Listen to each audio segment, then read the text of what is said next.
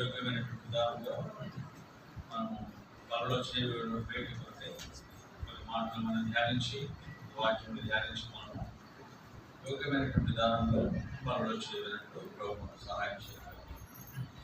ఎఫెసీయులకు రాసినటువంటి పత్రిక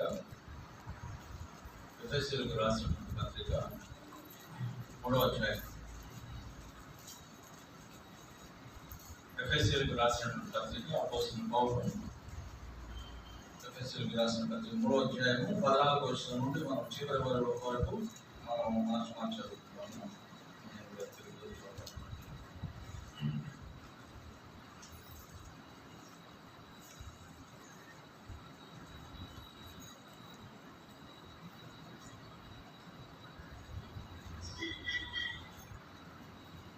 నేను 14వ వచనం చదువుతాను. సో మీరు 15వ వచనం ఈ విధంగా 15వ వచనం ఆ విధంగా మనం మార్చి ఈ హేతు చేత పరలోకమందును భూమి మీదను ఉన్న ప్రతి కుటుంబము ఏ తండ్రిని బట్టి కుటుంబం అని పిలవబడుచున్నదో ఆ తండ్రి ఎదుటి నేను మొక్కని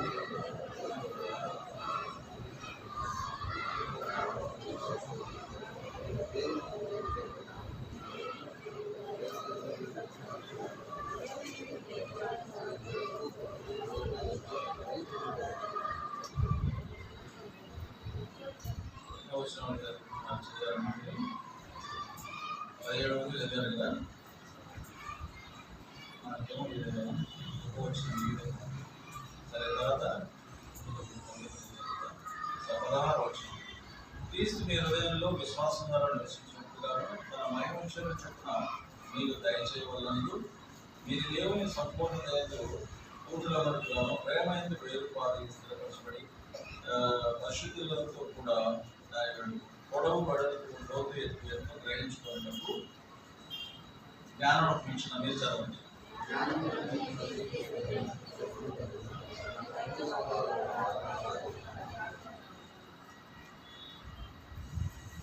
మనలో కార్యసాధకమైన తన శక్తి చొప్పున మనం అడుగువాటిన్నింటికంటే ఊహించువాటిన్నింటికంటే అత్యధికంగా చేయశక్తి గల దేవునికి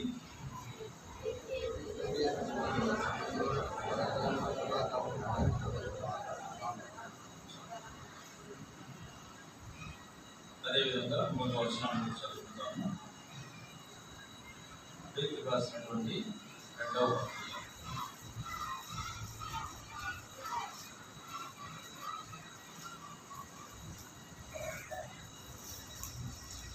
మొదటి పత్రిక మొదటి పేతురు 4వ అధ్యాయం 17వ వచనం అందరం కలిసి చదువుకుంటాం. మొదటి పేతురు 4:17 కలిసి But the time has come for church to achieve what we the end of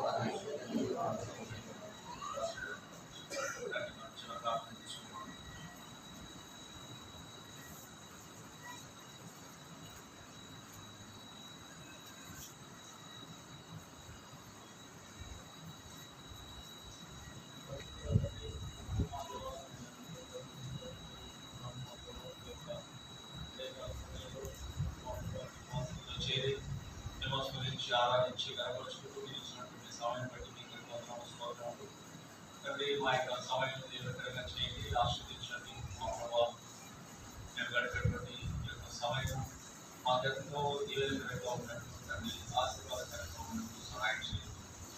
ఈ వాక్యాలు మమ్మల్ని పరీక్షించుకొని యోగ్యమైనటువంటి దానిలో మేము జీవించడానికి దేవ సహాయం చేయండి. దేవాదక శక్తులను మీ నామంలో సంపూర్ణమైన స్వాతంత్రం మీరు మాకు చేయండి. సంపూర్ణమైనటువంటి తండ్రి మరి ఆ యొక్క స్వాతంత్రం తండ్రి మరి జీవించే స్వేచ్ఛను మాకు అనుగ్రహించండి. వాక్యంలోనే సమస్తం మేము పొందుకుంటాం. దేవ మీ సన్నిధి నుండి సమస్తం మేము పొందుకుంటాం. దేవ మీ సన్నిధి నుండి కాక ఎక్కడ కూడా మేము ఏమి పొందుకుంటాం. తండ్రి మీరు అనుగ్రహించండి, నేను దయ చూపండి. దైవ దాసులను కూడా జ్ఞాపకం చేసుకున్నాం. తెలుగు చాపలు మనం చేయండి తండ్రి. మరి ఈ మాటలు తండ్రి మరి ఈ మాటలు తెలియజేయడం కావాల్సిన మొదటి 4-5 వచ్చిన ప్రకారంగా తండ్రి ఏదో చక్కటి మా మాటలతో కాదు కానీ మా తండ్రి శక్తితో మా తండ్రి మరి తెలియజేయడానికి మేము బోధించుకోవాలి తండ్రి సహాయించుకోవాలి ప్రార్థిస్తున్నాం. తీసుకుని వచ్చిన వారి దేవ స్తోత్రాలు. ఎవరైతే ఇక్కడ కూర్చున్నటువంటి వారు రక్షణ అనుభవంలో లేకుండా ఉంటారో అటువంటి వారిని ప్రత్యేకంగా మీరు దర్శించండి. ఈ విధంగా మీరు మాట్లాడండి. దేవ మీరే కనికరించుకోకుండా రక్షణ పొందినటువంటి వారు మేము దాని రక్షణ పొందినటువంటి మేము ఆత్మీయ జీవితంలో బలమైనటువంటి దాన్ని సహాయించండి. మీకు జ్ఞాపకం చేసుకుంటాం. మొదటి శ్రోతం చేయించుకుంటూ రాబోయేటువంటి సిద్ధపరుచుకుంటాన్ని మీకు సహాయం చేయండి. తీసుకుని వచ్చిన వారందరూ బట్టి దేవాసం అంటే ఎవరు మరి బయటికి వెళ్ళి వెళ్ళిపోకుండా మా ప్రభావం మరి ఏదో విధమైనటువంటి డిస్టర్బెన్సెస్ ఏది అంటే ఫోన్ ద్వారా కానీ కరెంట్ ద్వారా కానీ మాకు ఎటువంటి డిస్టర్బెన్స్ లేకుండా మా తండ్రి సంబంధించండి. మీ సన్నిధి మాకు గట్టిగా ఉంచండి. మా ప్రభావం మీ వాక్యము సాత్వికంగా వినడానికి అంటే విధేయత కలిగి వినడానికి మా ప్రభావం అంగీకరించడానికి సహకరించడం చూడండి. దేవా సహాయం చేయండి. పదనప్పుడు స్వాతం చేయించుకుంటూ తోడుకోవడం ప్రార్థిస్తుంది. జ్ఞాపకం చేసుకుని వేడుకొచ్చి యోగ్యమైనటువంటి విధానంలో మరణ చేయడానికి సహాయం చేయమని చేసుకున్న వారి పరిశుద్ధమైనటువంటి నామములో స్తుతించి ప్రార్థించి వేడుచున్నాం. ఆమేన్.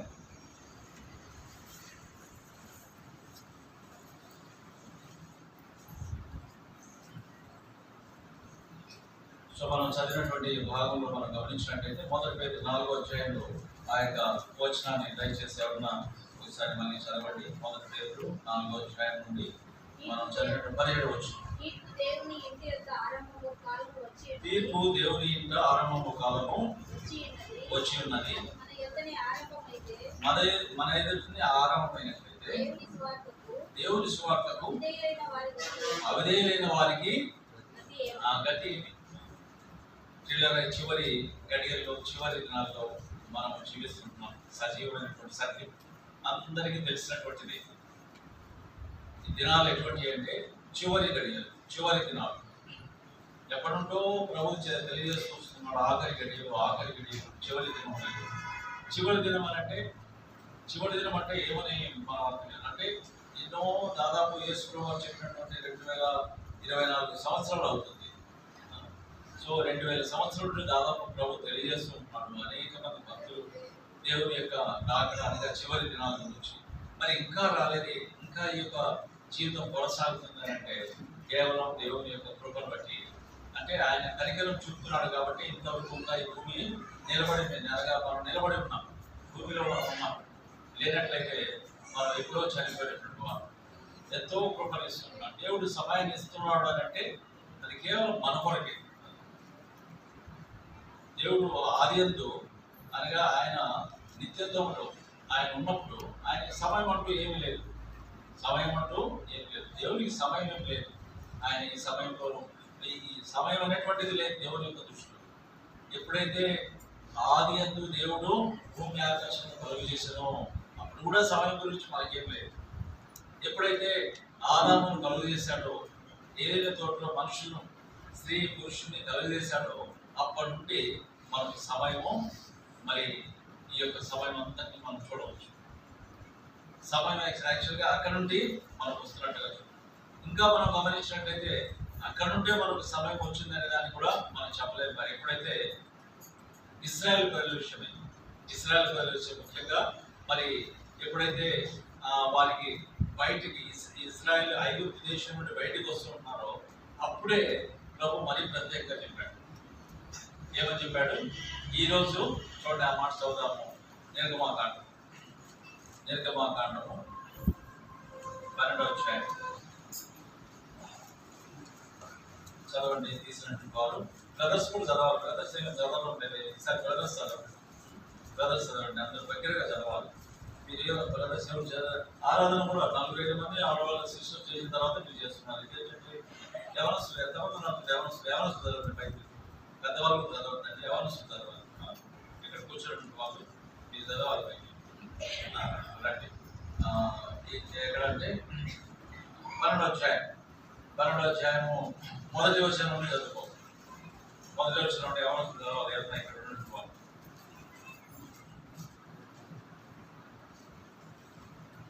తెలుగు రాదు ఎవరికి?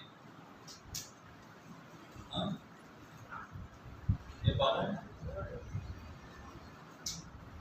చదవండి. ఎవరైనా చదవాలి. మీరు ఎక్కడ ఉంటే వాళ్ళు చదవాలి. మీరు మీరు ఊరికే ఉన్నారు. అసలు మీరు ఆరాధన చేసినట్లేదు. మీరు యవనస్తులు ఊరికే ఉన్నారు కానీ మందిరంలో మీరు రానున్నట్లేదే. యవనస్తులు ఎట్లుండాలి? సంఘానికి స్తంభములుగా ఉండాలి. ఏమి ఆరాధన చేయకుండా ఉన్నట్లయితే, ప్రార్థన చేయకుండా ఉన్నట్లయితే, బైబిల్ చదవకుండా ఉన్నట్లయితే ఎందుకు మనం మందిరానికి రావడం? యవనస్తులు స్టూడెంట్స్ మందిరానికి వస్తున్నప్పుడు బైబిల్తో పాటు తప్పనిసరిగా నోట్బుక్, పెన్ కూడా ఉండాలి. చెప్పేది రాసుకోవాలి. ఊరికే మీరు ఇట్లా కూర్చొని విన్నారనుకోండి, గేట్ దాని వెంటనే మర్చిపోతారు. ఏదన్నా మీకు మీ ఉన్నాయని నోట్బుక్ ఉందా? పర్వాలేదు, హుషారుగా ఉన్నారు. నోట్బుక్ తెచ్చుకున్నారు, పెన్ ఉంది వారికి. రాసుకోవాలి తప్పనిసరిగా. బైబిల్లో ఏదైనా మనం మెసేజ్ దానికి వచ్చాము చర్చ్కి అంటే తప్పనిసరిగా రాసుకునే హ్యాబిట్ చేసుకోవాలి. పెన్ను పేపర్ లేకుండా, నోట్బుక్ పెన్ లేకుండా మందిరానికి రావద్దండి. యవనస్తులు ముఖ్యంగా తప్పనిసరిగా మీకు ఉండాలి. ఊరికి బైబిల్ మీరు చూస్తూ ఉన్నట్లయితే, నా ముఖం చూస్తూ ఉన్నాను, మీరు వింటా ఉన్నారంటే బయటికి వెళ్ళిపోయిన వెంటనే మీరు మర్చిపోతారు. కంప్లీట్ మర్చిపోతారు. తప్పనిసరిగా రాసుకోవాలి. రేపు సండే నుండి మీరందరూ మీ సేవకు గమనిస్తారు. నోట్బుక్ పెన్ కూడా మీకు ఉండాలి. బైబిల్తో పాటు నోట్బుక్ పెన్ రావాలి. యవనస్తులు ఇక్కడ మగపిల్లలకి అయితే ఎవరికి లేదు. మీరు చాలా స్మార్ట్ బాయ్స్ ఉన్నట్టు ఉన్నారు. చెప్పింది బాగా గుర్తుపెట్టుకుంటూ ఉంటున్నారు. సరే చదవండి. ఇప్పుడు చదవండి. తెలుగులో చదవాలి. 12వ అధ్యాయం మొదటి నుంచి చదవండి.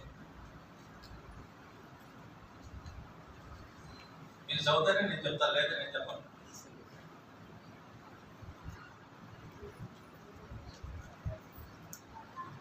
బైబిల్ చదవడానికి మీకు ఇంత భయంగా బద్దంగా ఉన్నట్లయితే ఎట్లా పడతాం మరి? ఇంగ్లీష్ కానీ తెలుగు కానీ ఏదైనా చదవచ్చు.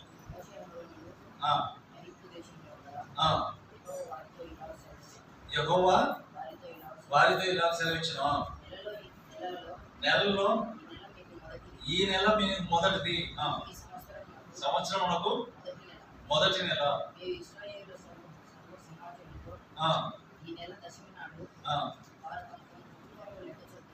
చాలు. సో ఇక్కడ మొదటి నెల అని ప్రభు చెప్తున్నాను. ఈ సంవత్సరంలో మొదటి నెల. ఇక్కడ నుండి టైము మనకు మరి వచ్చినట్టుగా మనం చూడవచ్చు. ఇక్కడ నుండి టైం వచ్చినట్టుగా మనం చూడవచ్చు. అంటే ఆదాము కలుగు చేసినప్పటి నుండి మనం గమనించినట్టు అది కూడా సమయం ఉంది. కానీ ప్రత్యేకంగా ఎప్పుడైతే విమోచించబడుతుంటున్నారో, ఐగుప్తు నుండి బయటకు వస్తుంటున్నారో, అప్పుడు ఈ యొక్క టైం గురించి మరి ప్రత్యేకంగా ప్రభు తెలియజేస్తున్నారు. యేసు ప్రభువారికి ముందు 4000 సంవత్సరాల కిందట, 4000 సంవత్సరాలు క్రీస్తు పూర్వం అని అంటారు. ఈ 4000 సంవత్సరాల్లో జరిగినటువంటిది ఈ యొక్క పాత నిబంధనలో ఉన్నటువంటి విషయాలన్నీ కూడా, పాత నిబంధనలో ఉన్నటువంటి విషయాలన్నీ కూడా ఈ 4000 సంవత్సరాలు జరిగినటువంటిది. 4000 సంవత్సరాలే కాదు, దాదాపు 3600 సంవత్సరాలు. ఎందుకంటే 400 సంవత్సరాలు సైలెంట్ పీరియడ్ అని అంటారు. సో 3600 సంవత్సరాలు జరిగినటువంటి చరిత్ర మనకు పాత నిబంధనలు రాయడం. తర్వాత క్రీస్తు వచ్చిన తర్వాత జరిగినటువంటి విషయాలన్నీ కూడా మరి కొత్త నిబంధనలు రాయబడుతుంది. కాబట్టి పాత నిబంధనలో మనకు చివరి గ్రంథం అంటే ఇది కూడా ఒక క్వశ్చన్, ఒక క్విజ్. ఎవరు చెప్పాలి? పాత నిబంధనలో చివరి గ్రంథం ఏంటి? చివరి పుస్తకం ఏంటి? అలాగే అందరికీ తెలిసిందే. బైబిల్ అందరికీ చిన్నపిల్లలు కూడా చెప్తూ ఉంటారు. కానీ వాస్తవంగా మనం గమనించినట్లయితే పాత నిబంధన చివరి గ్రంథం వచ్చేసి నెహెమ్యా గ్రంథం. నెహెమ్యా తర్వాత ఇంకా మనకి ఏది ఇంకా అక్కడ నుండి ఆ తర్వాత రాయబడలేదు. నెహెమ్యా కోటలు కట్టించాడు, ఆ యొక్క ప్రహరీ కోటలు. ఇంతవరకు మనకు పాత నిబంధనలో మనకు రికార్డ్ చేయబడింది. దాని తర్వాత ఇంకేం లేదు. ఎస్తేరు కూడా దాని ముందే జరిగినటువంటి విషయాలు. ఎస్తేరు కానీ తర్వాత అన్ని ఏదైనా కానీ నెహెమ్యా ముందే జరిగినటువంటి నెహెమ్యా గ్రంథమే చివరి గ్రంథం. వాస్తవంగా మనం ఆ విధంగా మనం చూసుకున్నట్లయితే అంటే హిస్టరీ ప్రకారం తెలుస్తుంది. బైబిల్లో మనకు ఇది ఇవ్వడానికి అంటే కొంత క్రమంగా ఉండడానికి అని ప్రవక్తలు, పెద్దవాళ్ళు, చిన్నవాళ్ళు అని చెప్పేసి, ఈ హిస్టరీ అని చెప్పేసి ఈ విధంగా ఉన్నాయి. కానీ నెహెమ్యా గ్రంథం వచ్చేసి చివరి గ్రంథం. సో ఆ విధంగా మరి బైబిల్ను మనం చదువుతున్నప్పుడు కూడా మనం జాగ్రత్తగా చదివినప్పుడు, ఎందుకంటే వాక్యం చదివితేనే మనకు దేవుడు మాట్లాడుతుంటాడు. వాక్యమే మనకు సమస్య. వాక్యం చదవకుండా, వాక్యాన్ని మనం ధ్యానించకుండా, ఉదయకాల సమయం మనం బైబిల్ చదవకుండా మందిరానికి వస్తూ ఉంటాం. బైబిల్ చదవాలి తప్పనిసరిగా. వాక్యం చదవకుండా చూడండి, దేవుని యొక్క వాక్యము ఎప్పుడు మనకు ప్రతికూలంగా ఉంటుంది. ఎప్పుడు మనకు ఈ దేవుని వాక్యం మనకు అడ్డుగా ఉంటుంది అంటే మన సొంత తలంపులు అనగా మన యొక్క క్రియలు ఎక్కువగా ఉన్నప్పుడే, మన యొక్క ఆలోచన ఎక్కువగా ఉన్నప్పుడే, మన యొక్క ఆలోచన మొట్టమొదటిగా ఉన్నప్పుడే దేవుని యొక్క వాక్యానికి మనము ఆ యొక్క ప్రాముఖ్యత మనం ఇవ్వాలి. దేవుని యొక్క వాక్యం మనం చదవాలి అని అంటే తప్పనిసరిగా మన యొక్క మార్గం నుండి బయటికి రావాలి. అప్పుడే దేవుని యొక్క వాక్యం మనకు అర్థమవుతుంది.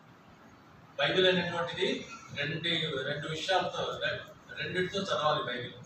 ఒకటి మామూలుగా మనం బలిపెట్టి చదువుతూ ఉంటాము, అనగా మన పొడతో ఎంతో చదువుతూ ఉంటాము, అనగా అనేక విషయాలు మనం చదువుకుంటూ ఆ విధంగా వెళ్తూ ఉంటాము. కానీ ఆత్మతో చదివేది కూడా మనకు బయట. ఎందుకంటే ఈ యొక్క గ్రంథమే, ఈ యొక్క మాటలే ఏ విధమైనటువంటి ఏ మాటలు అంటే ఇవి దేవుని యొక్క ఆత్మ సంబంధమైనటువంటి మాటలు. చదవండి, ఆ మాట కూడా చదవం. యోహాను సువార్త 6వ అధ్యాయం, యోహాను సువార్త 6వ అధ్యాయం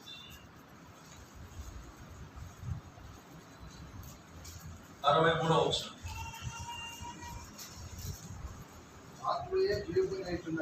ఆత్మయే జీవింపజేయుచున్నది,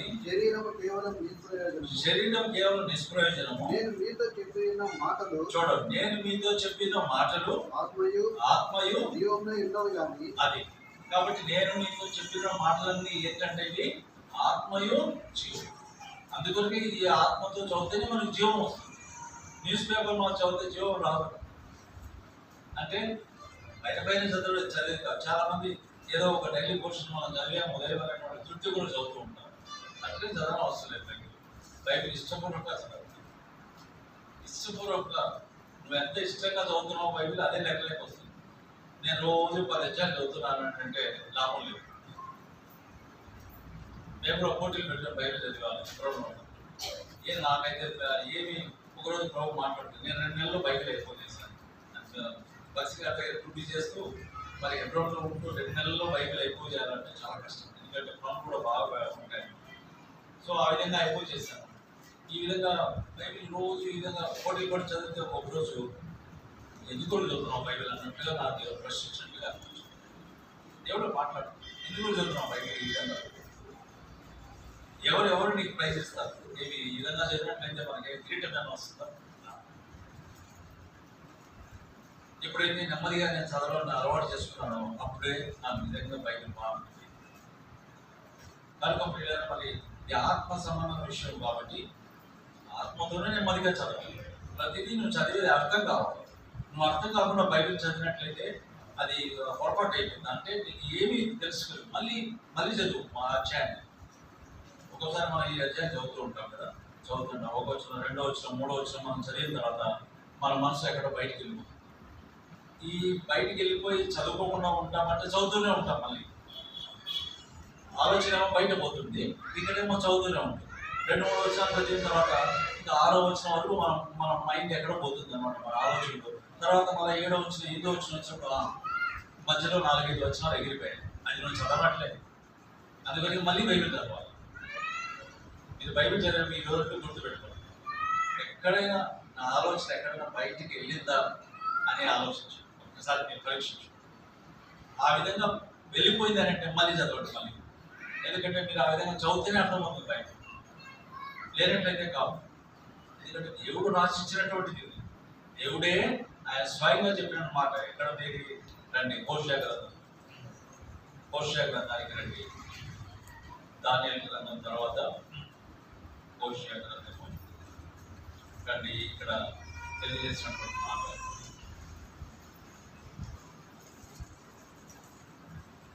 8వ అధ్యాయం, హోషేయ గ్రంథం 8వ అధ్యాయం చదవండి. 11-12.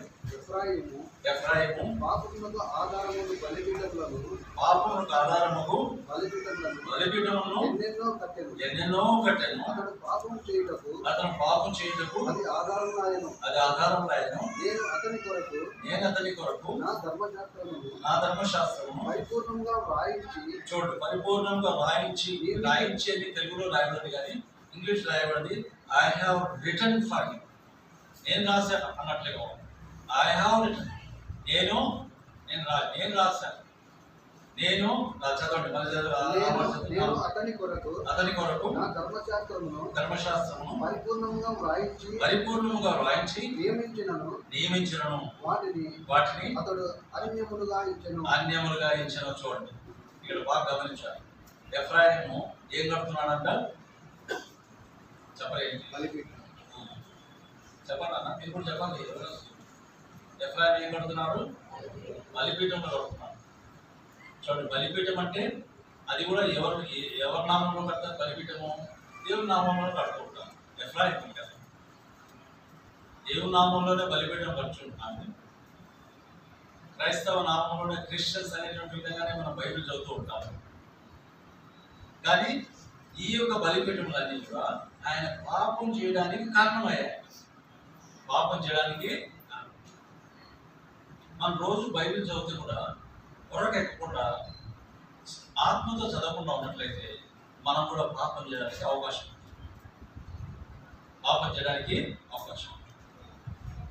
ఇప్పుడు సాతాను కూడా చూడండి, వాక్యం ఆయనకి బాగా తెలుసు. ఎందుకు పాపం చేస్తున్నాడు?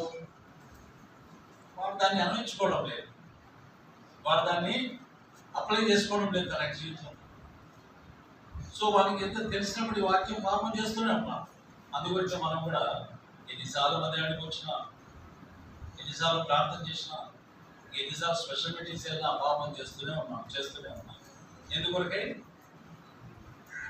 ఇష్టానుసారంగా మనం చేస్తున్నాం. అతను ఎఫ్రాయిం ఇష్టానుసారంగా దాన్ని కట్టుకొని కూర్చుంటున్నాడు. కానీ ప్రభు ఏమంటున్నాడు, నేను రాసినటువంటి ధర్మశాస్త్రం విషయమే నీకు ఏంటి? నేను నీకు ఇచ్చిన ధర్మశాస్త్రం విషయము నువ్వు అన్యమైనటువంటిదిగా అనగా వేరేదిగా నువ్వు తలస్తున్నావు. వేరేదిగా ఇంగ్లీష్లో రాయబడిన మాట కన్సిడర్డ్ స్ట్రేంజ్ థింగ్. కొత్తగా నీకు కనపడుతుంది. అది ఒక వింతైనదిగా ఉంది, ఒక వింతైనటువంటిదిగా ఉంది దేవుని యొక్క వాక్యం ఇది. నువ్వేమో బలిపీఠాలు కట్టుకోకపోతున్నావు, నువ్వేమో చక్కగా నీ మార్గంలో వెళ్తున్నావు అనుకుంటున్నావు. కానీ అవన్నీ కూడా పాపానికి కారణం. అందుకొరికి అనేక పర్యాలు మనకు ఇదే శోధన వస్తుంది.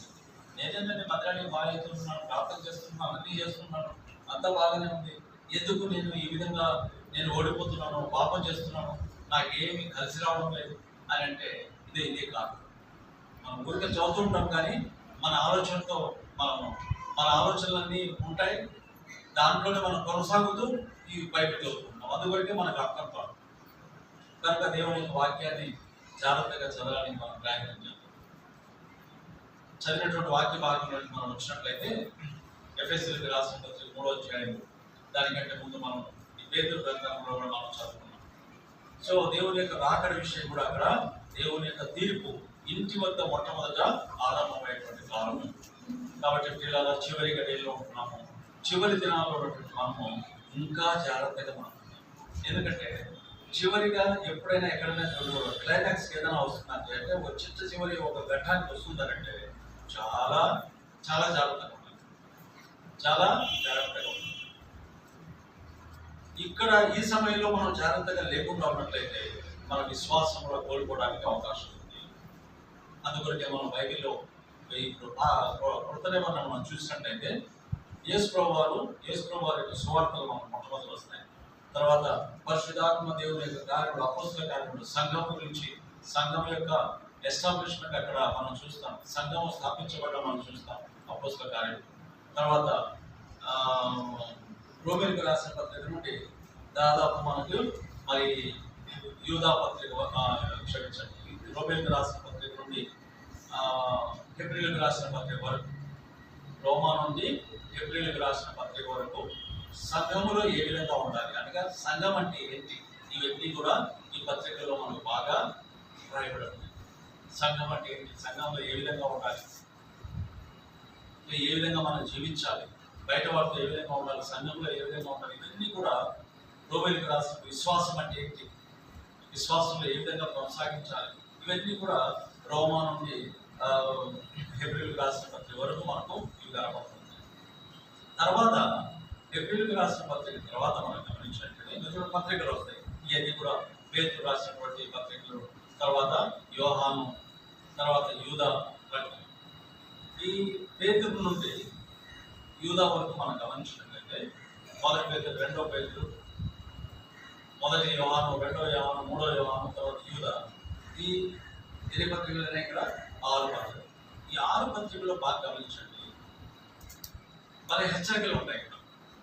అంటే మోసపోకుడి, భ్రష్టత్వము సంభవిస్తున్నది, ఇంకా ఒకటి ఇంకా ఎక్కువగా పదం కనపడుతుంటుంది అక్కడ ఈ 6 పత్రికలు. ఏంటంటే దుర్బోధ, సరైనటువంటి సిద్ధాంతం లేనటువంటిది, డాక్టరల్గా లేనటువంటి బోధ, ఆకర్షణీయమైనటువంటి బోధ, ఆకర్షణీయమైనటువంటి చర్చెస్, కరిస్మాటిక్ చర్చెస్ అంటారు. ఏంటి కరిస్మాటిక్ చర్చ్ అంటే ఏమర్థము? కరిస్మాటిక్ అంటే ఏది అర్థం తెలుసా?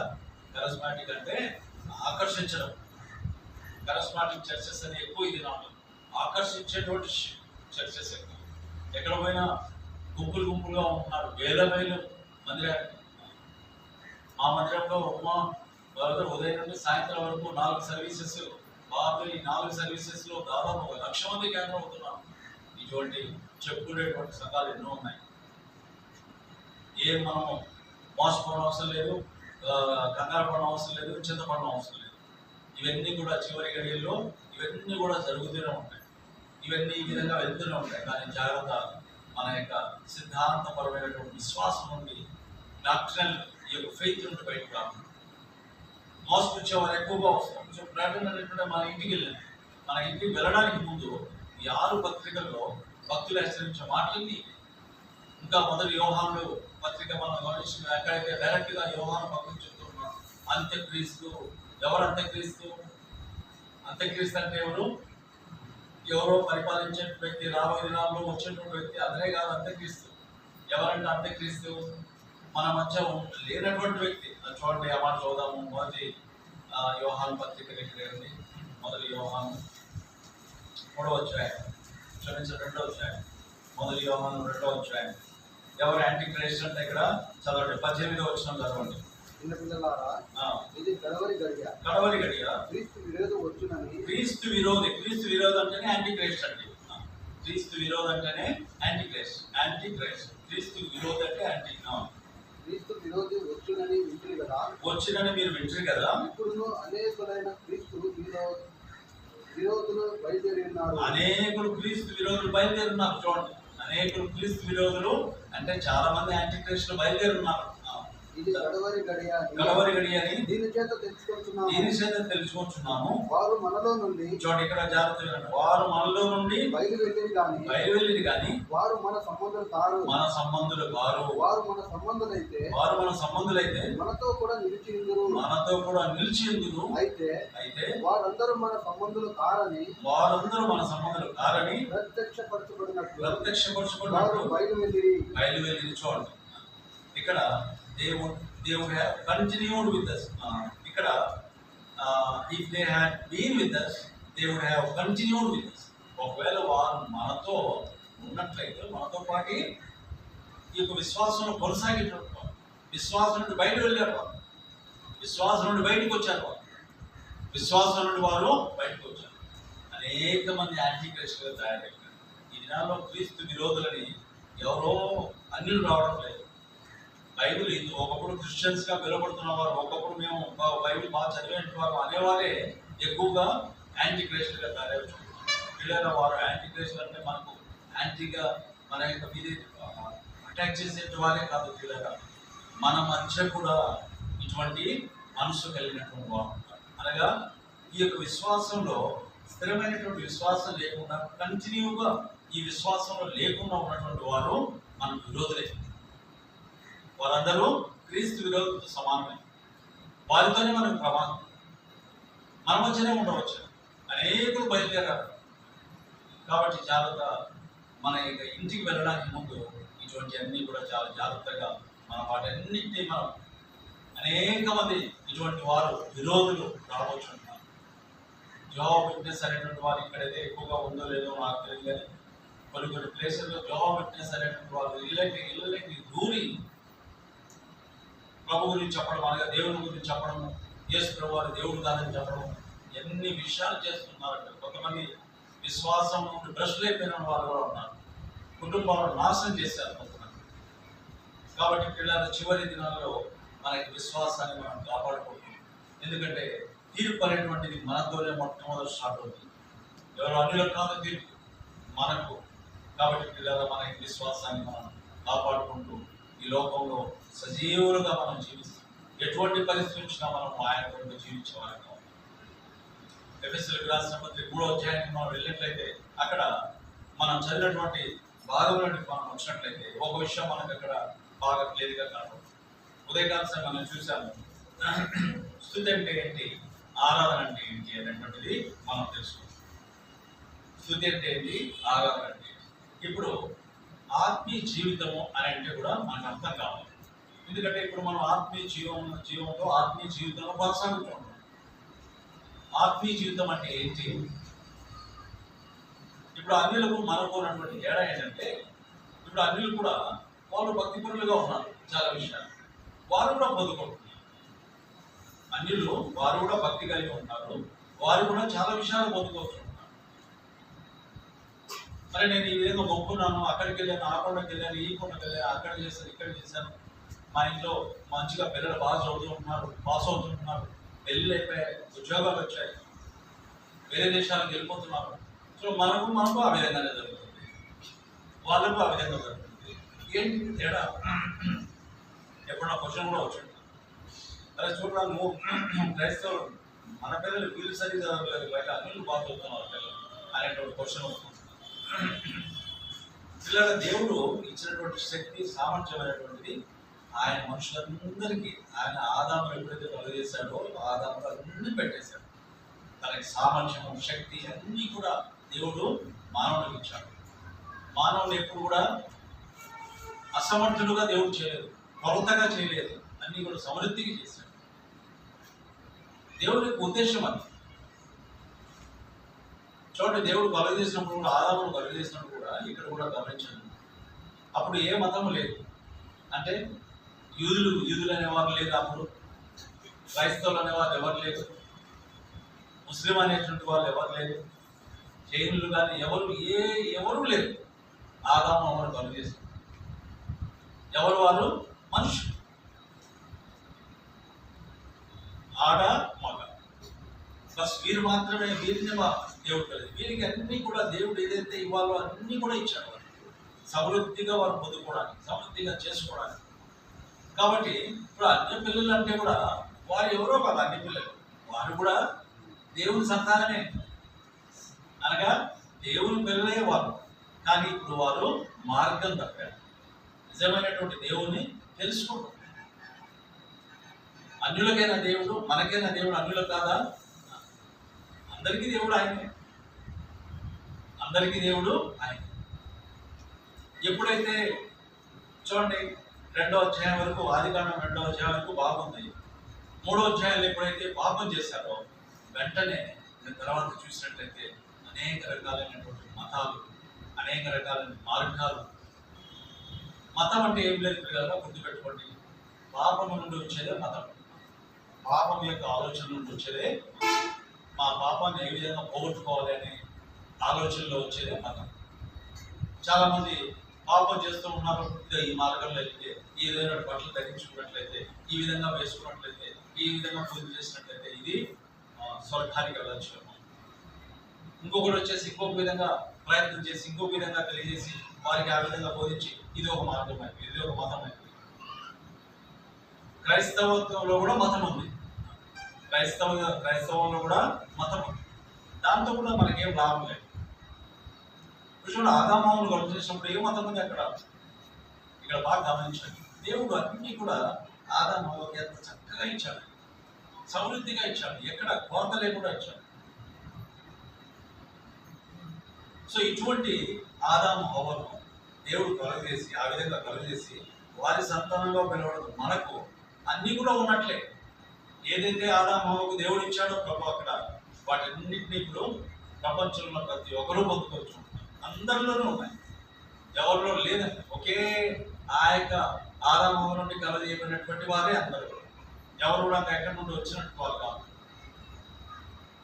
కాబట్టి పిల్లలు వారు ఆ విధంగా ఆ యొక్క సంతానంగా పిలువబడుతున్న వారు, మనలో కూడా అనగా అన్యులుగా పిలువబడుతున్న వారిలో కూడా ఈ యొక్క సుగుణాలు ఉన్నాయి, ఈ యొక్క మంచితనం ఉంది వారిలో కూడా.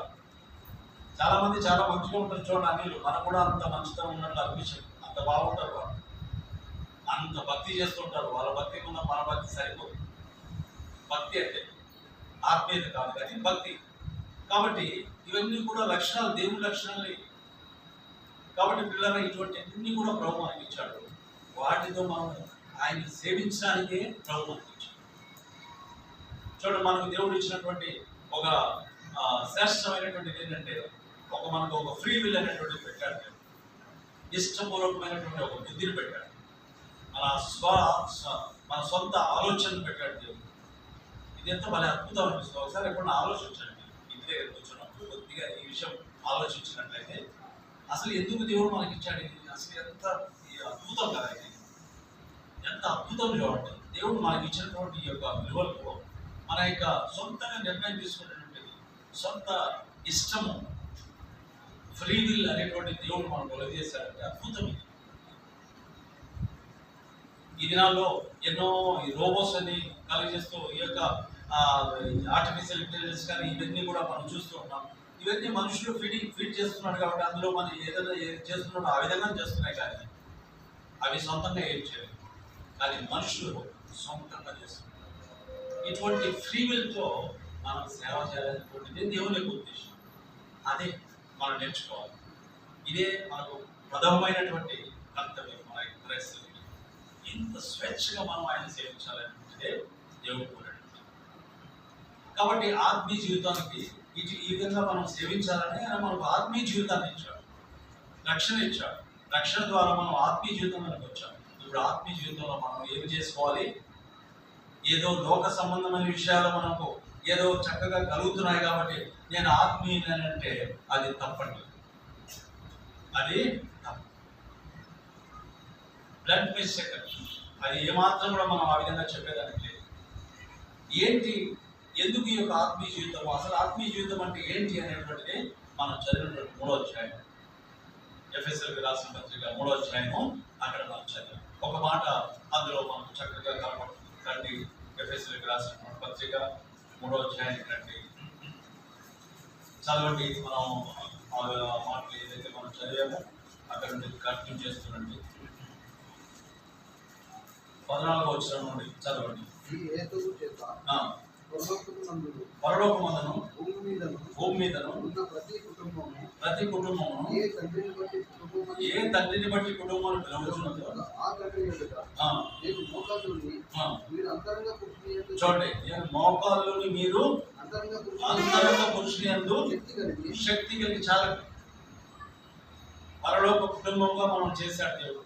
పరలోక కుటుంబంగా చేశాడు, ఆత్మ సంబంధమైన కుటుంబంగా చేశాడు, ఆత్మీయులుగా దేవుడు చేశాడు. మనం ఇప్పుడు చేసినటువంటి దేవుడు మన నుండి కోరేటువంటిది ఏంటంటే ఇక్కడ ఏమన్నా ఇప్పుడు అక్కడ అంతరంగ పురుషుని యందు బలం కలిగి, మన యొక్క ఆత్మీయతకు ఉన్నటువంటి ఒక గుర్తు ఏంటంటే, మనం ఆత్మీయంగా ఉన్నామనే దానికి ఒక గుర్తు ఏంటంటే అంతరంగ పురుషుని యందు, అంతరంగ జీవితం అందు ఎంతో శక్తి కలిగి ఉంటాం.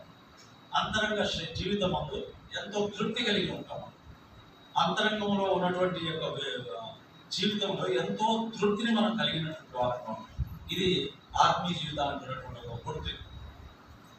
నువ్వు ఆత్మీయుడువా, పరలోక కుటుంబానికి సంబంధించిన వ్యక్తివా, దేవుని యొక్క బిడ్డవా అని అంటే తప్పనిసరిగా అంతరంగ పురుషులందు అంతరంగ శక్తి కలిగి ఉంటుంది. ఈ శక్తి చూడండి, జాగ్రత్తగా గమనించండి. ఈ శక్తి అనేటువంటిది మన అందుకొరకే కొన్ని విషయాలు మనం బాగా నేర్చుకోవాలి, బాగా తెలుసుకోవాలి. భక్తి అనేటువంటిది ఎప్పుడు కూడా మనం చేసేటువంటి ద్వారా మనకు శక్తి ఎప్పుడు రాదండి.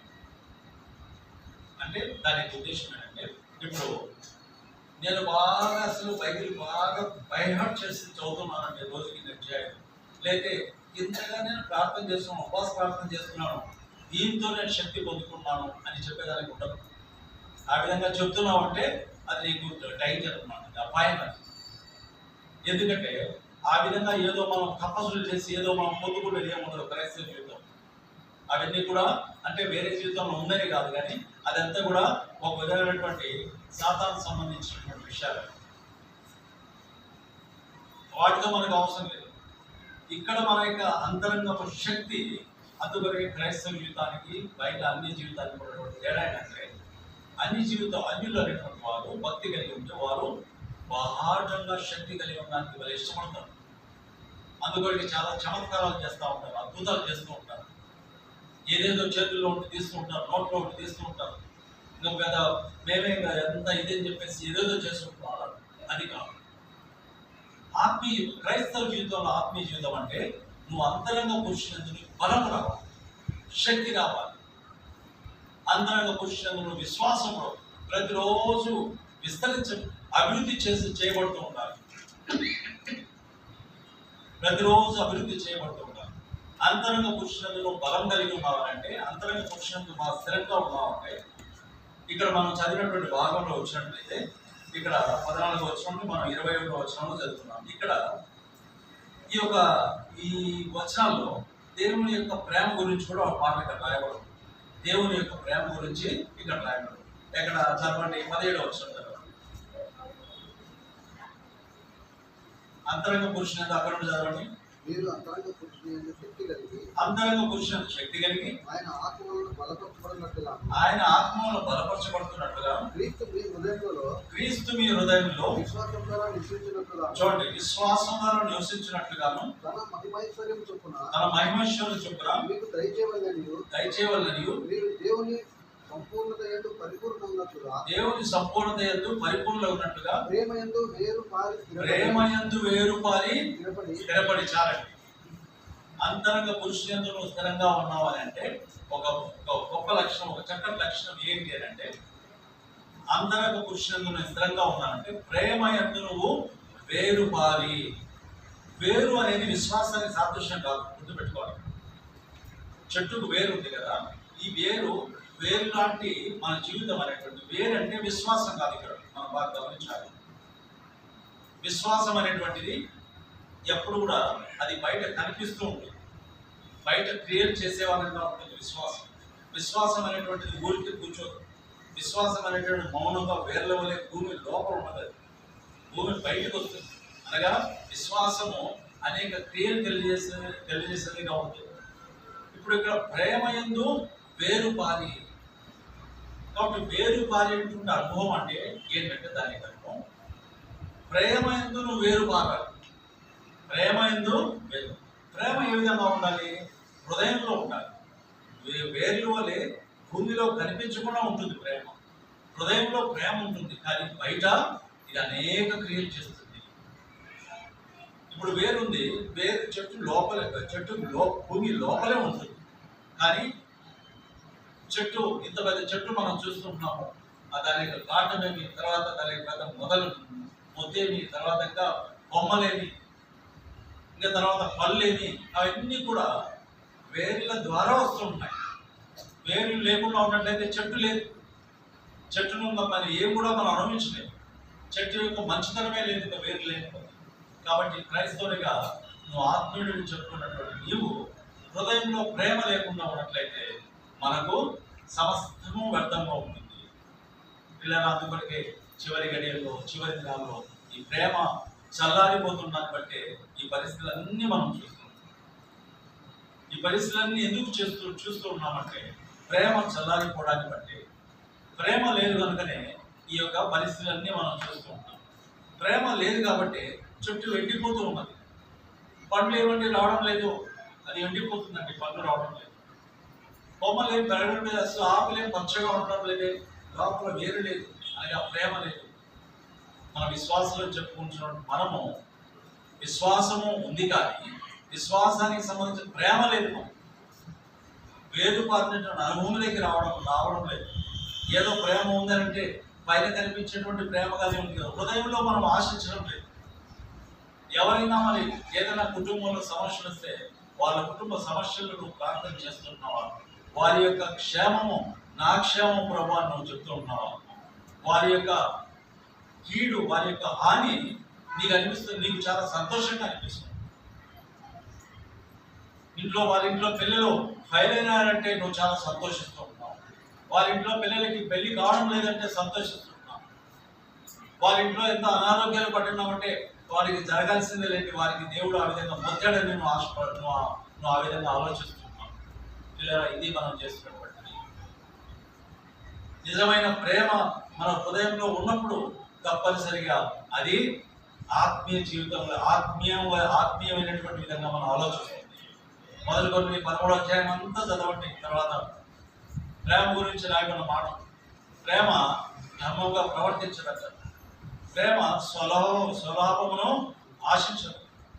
ఎప్పుడు కూడా తన యొక్క సెల్ఫిష్, తన యొక్క స్వార్థపూరితమైనటువంటి విషయాలు ఆలోచించదు. ప్రేమ ఎప్పుడు కూడా ఎంతో నిస్వార్థంగా ఉంటుంది. పిల్లల మరి వేరు పారినటువంటి అనుభవంలోకి వచ్చినటువంటి వారిగా ఉంటారు. ఎవరంటే అంతరంగ పురుషులకు బలం కలిగినటువంటి వారు. అంతరంగ పురుషులకు బలం కలిగినటువంటి వారు వేరు పారినటువంటి అనుభవంలోకి, ప్రేమని వేరు పారిన అనుభవంలోకి ఉంటారు. కొలసీల్లో కూడా ఒక మాట రాయబడింది, వేరు పారినటువంటి జీవితం. రండి చూడండి, కొలసీలకు రాసినటువంటి పత్రిక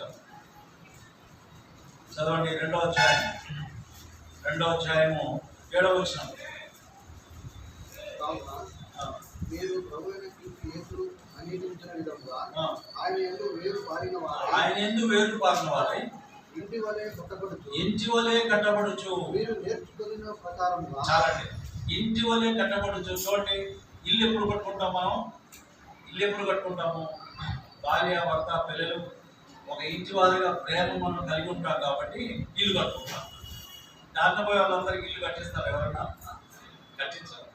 కుటుంబం అంటే ఒక ప్రేమ. కుటుంబం అంటే ప్రేమ ఉందండి. ప్రేమ ఉంది కాబట్టి మనం ఇల్లు కట్టుకోవచ్చు. కాబట్టి నిజంగా నీకు ప్రేమ ఉన్నట్లయితే చర్చను కూడా మనం కట్టుకుంటాం. చర్చను కూడా మనం అనేకులు మనం ఆహ్వానించే వారితో ఉంటాం. అనేకుల యొక్క క్షేమం ఆలోచించే వారితో ఉంటాం. అనేకుల యొక్క మేలు కొరకే మనం చింతించే వారితో ఉంటాం. దావీదు మహారాజు ఈ విధంగా ప్రార్థన చేసే కదా, ప్రభా నీ ప్రియుల యొక్క కీర్తన 107 రండి. కీర్తన 107లో వీటిలో ఈ ప్రార్థన చేసుకుంటున్నారు. చూడండి,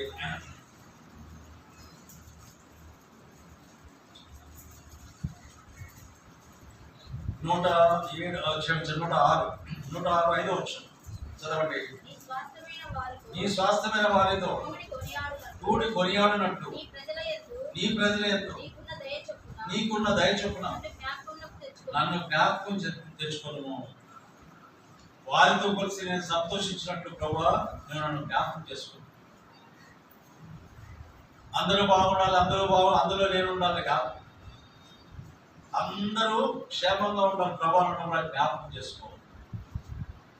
చూడండి, వారితో కూడా కలిసి సంతోషించినట్లు, ఇటువంటి జీవితం మనకు రావాలి, ఇటువంటి ప్రేమ మనకు రావాలి. ఇలా అప్పుడే మనం నిజమైనటువంటి అంతరంగ పురుషునందు బలం కలిగినటువంటి వారంగా ఉంటాం. అంతరంగ పురుషునందు శక్తి కలిగినటువంటి వారంగా ఉంటాం. అంతరంగ పురుషునందు ఎంతో చక్కటి విశ్వాసం. మొట్టమొదటిగా ఈ యొక్క ప్రేమ అంతరంగ పురుషునందు స్థిరంగా ఉన్నామంటే నీలో ప్రేమ తప్పనిసరిగా రావాలి. రెండవదిగా గమనించినట్లయితే ఈ అంతరంగ పురుషులందు శక్తి ఏ విధంగా ఉంటుందంటే, నువ్వు ఎంత రహస్యంగా ఉన్నా, ఎక్కడ ఒంటరిగా ఉన్నా, ఎక్కడ ఏ పనిలో, ఎక్కడ ఏ ఊళ్ళో ఉన్నా, నీకు సహవాసం అక్కడ లేకపోయినా, ఎవరు క్రైస్తవం లేకపోయినా, పాపాన్ని జయించేవాని కావాలి. అనగా నువ్వు ఎక్కడికి పోయినా నువ్వే ఒక చర్చిగా తయారు చేసేటువంటి కృపను దేవుడు నీకు ఇస్తాడు. పాపాన్ని జయించేటువంటి కృపను ప్రభువు ఇస్తాడు. ఎందుకంటే అంతరంగంలో శక్తి నీకు ఉంది కాబట్టి నువ్వు పాపాన్ని జయిస్తావు. మొట్టమొదటిగా ప్రేమ కలిగి ఉంటాము. రెండవదిగా పాపాన్ని జయించే వారంగా ఉంటాము. అంతరంగ పురుషుని శక్తి కలిగిన వారు. మూడవ ఒక కారణం చెప్పేసి నేను ముగిస్తాను. మూడవ పాయింట్ ఏంటంటే, అంతరంగ పురుషునందు మంచి శక్తి కలిగిన వ్యక్తి తన పని ఏంటో తాను తెలుసుకునేవాడుగా ఉంటాడు. ఆత్మీయ జీవితంలో తన పని ఏంటో తను తెలుసుకునేటువంటి వ్యక్తిగా ఉంటాడు. తాను తప్పనిసరిగా ఇది నా పని. చూడండి, అపోస్తలుల కార్యం 2వ అధ్యాయానికి వెళ్తే అక్కడ 38 వచ్చాం. చదవండి, 2వ అధ్యాయం 38 వచ్చాం. మారు మనసు పొంది పాప క్షమాపణ నిమిత్తమై పొంది పరిశుద్ధాత్మ అనే వరమును పొంది. చాలండి. కాబట్టి పరిశుద్ధాత్మ బాప్తిసం, రక్షణ బాప్తిసము, పరిశుద్ధాత్మ అనేటువంటి వరం మనకి ఇచ్చాడు. ఎందుకు ఈ వరం ఇచ్చేది ప్రభు? మన పని మనం చేసుకోవడానికి, మన యొక్క పని ఏంటో మనం గుర్తిరగడానికి. మనకి ఎవరు కూడా క్రైస్తవ జీవితంలో మన యొక్క చర్చెస్లో ఎవరు సేవకులు కానీ పెద్దలు కానీ ఎవరు కూడా నీ పని ఇది బాబు అని ఎవరు మనం చెప్పరు. నీ పని ఇదే, ఇది బాబు. ఏదైనా నువ్వు పదిలో ఏదైనా పని చేయాలంటే ఏదో చెప్తూ ఉంటారు, ఆ పని చేయి, ఈ పని చేయి. కానీ దేవుడు ఇచ్చిన పని ఉంది నీకు. ఏ విధంగా సంఘంలో పెద్దలైనటువంటి వారు నీకు పని చెప్తూ ఉంటున్నారు, సంఘంలో చర్చిలో నీకు పని ఇస్తున్నారు, ఆ విధంగా నీ జీవితంలో ఒక పని ఇచ్చాడు దేవుడు. ఆ పని నువ్వు మాత్రమే గుర్తిరగాలి. ఏ విధంగా గుర్తిరగలను? దేవుడు ఇచ్చినటువంటి వరము, దేవుడు ఇచ్చినటువంటి ఆత్మ, పరిశుద్ధాత్మ ద్వారా నువ్వు కలుపుకోవాలి. ఇది నువ్వు కలుపుకొని ఆ సేవ చేయడానికి నువ్వు ప్రయత్నం చేయాలి. ఆ సేవ చేయాలి, అది ముఖ్యమైనటువంటి పని. నేను రోజు ఇంటికి వెళ్తున్నాను, వస్తున్నాను మందిరానికి. రోజు మందిరంలో పనులు బాగా చేసుకుంటున్నాము, చేపలు వేసుకుంటున్నాము, తర్వాత సువార్త అంటే బయటికి వెళ్తున్నాము, తర్వాత కాలేజ్ మీటింగ్ ఉండి, ఇవన్నీ కాదు. ఇటువంటి పనులు కాదు దేవుడు మనకు తెలిసింది. ఇవి చేయకూడదని చెప్పడం లేదు, మళ్ళీ ఆ విధంగా అర్థం చేసుకుంటాం. మనం మందిరం పనులు చేసుకుంటాము. ఇవన్నీ కూడా చేసుకోవాలి. ఇప్పుడు ఏ విధంగా మనము చూడండి, ఉదాహరణకి ఏదైనా ఒక ఉద్యోగం మనం చేస్తున్నాం అనుకోండి, ఉద్యోగం చేసేది మనం మెయిన్ పని. ఇంట్లో బట్టలు ఉతుకుతున్నాము, ఇంట్లో మనం భోజనం చేసుకుంటున్నామంటే ఇది తప్పనిసరి చేసుకోవాల్సిందే, లేనట్టయితే మనం కష్టపడాలి. ఆ విధంగా మందిరంలో కూడా చిన్న చిన్న పనులు మనం చేసుకోవాలి, మనం చెప్పిన పనులు. కానీ దేవుడు ఇచ్చిన పని ఏదో నీకు తెలియాలి. నీకు దేవుడు ఇచ్చిన పని తెలియకుండా నువ్వు సంవత్సరాలు వచ్చిన మందిరంలో పని చేసుకుంటున్నావు అంటే లాభం లేదు. దేవుడు ఇచ్చిన ఏ పని ఇచ్చాడు దేవుడు, ఆ పని చేయడానికి వెళ్ళదు. ఆ పని చేయడం కొరకే నువ్వు కంకణం కట్టుకోవాలి. ప్రభువా నాకు మీరు బయలుపరచండి. నువ్వు ప్రార్థన చేయకపోతే కూడా దేవుడు నీకు బయలుపరచు. నువ్వు కనుగొనకుండా ఉన్నట్లయితే నీకు బయలుపరచు. సెర్చ్ చేయాలి దాన్ని. ఎన్నో సెర్చ్ చేస్తున్నావు కదా అన్ని. ప్రభువా నా పని ఏంటని నువ్వు ఎప్పుడన్నా అడిగావా? ఎప్పుడైనా నువ్వు ప్రార్థన చేసి ఎప్పుడైనా నువ్వు అడిగావా? గుడ్డ చేసుకొని మీరు ప్రశ్నించు. ప్రభువా నా పని ఏంటి లోకంలో, ఎందుకొరకే నన్ను ఏర్పరచుకున్నావు, ఏంటి తండ్రి అని ఎప్పుడైనా నువ్వు ప్రార్థన చేసావా? ప్రతిరోజు మన మీటింగ్స్ అని అక్కడ ఇంటికి వెళ్ళడము, అక్కడికి వెళ్ళడం, ఇక్కడికి వెళ్ళడము, మన చదువులు, మనకు ఉద్యోగాలు, దీంట్లోనే బిజీగా ఉన్నాం. ఎప్పుడైనా మనము తండ్రి నాకు ఇచ్చినటువంటి పని ఏంటి అని మనం అడిగామా? లేదా ఎవరైతే ఆత్మయందు శక్తి కలిగి ఉంటారో, ఆత్మయందు బలపరచబడి ఉంటారో వారు తప్పనిసరిగా తన పని ఏంటో వాళ్ళు తెలుసుకునేటువంటి వారుగా, నా పని ఇదిని చెప్పేటువంటి వారుగా ఉంటారు. ఇది నా పని, ఇది నేను చేయాలి. దాని కొరకే దేవుడిని నేర్పరచుకున్నాడు. అది మర్చిపోవద్దు. దాని కొరకే దేవుడిని నేర్పరచుకున్నాడు.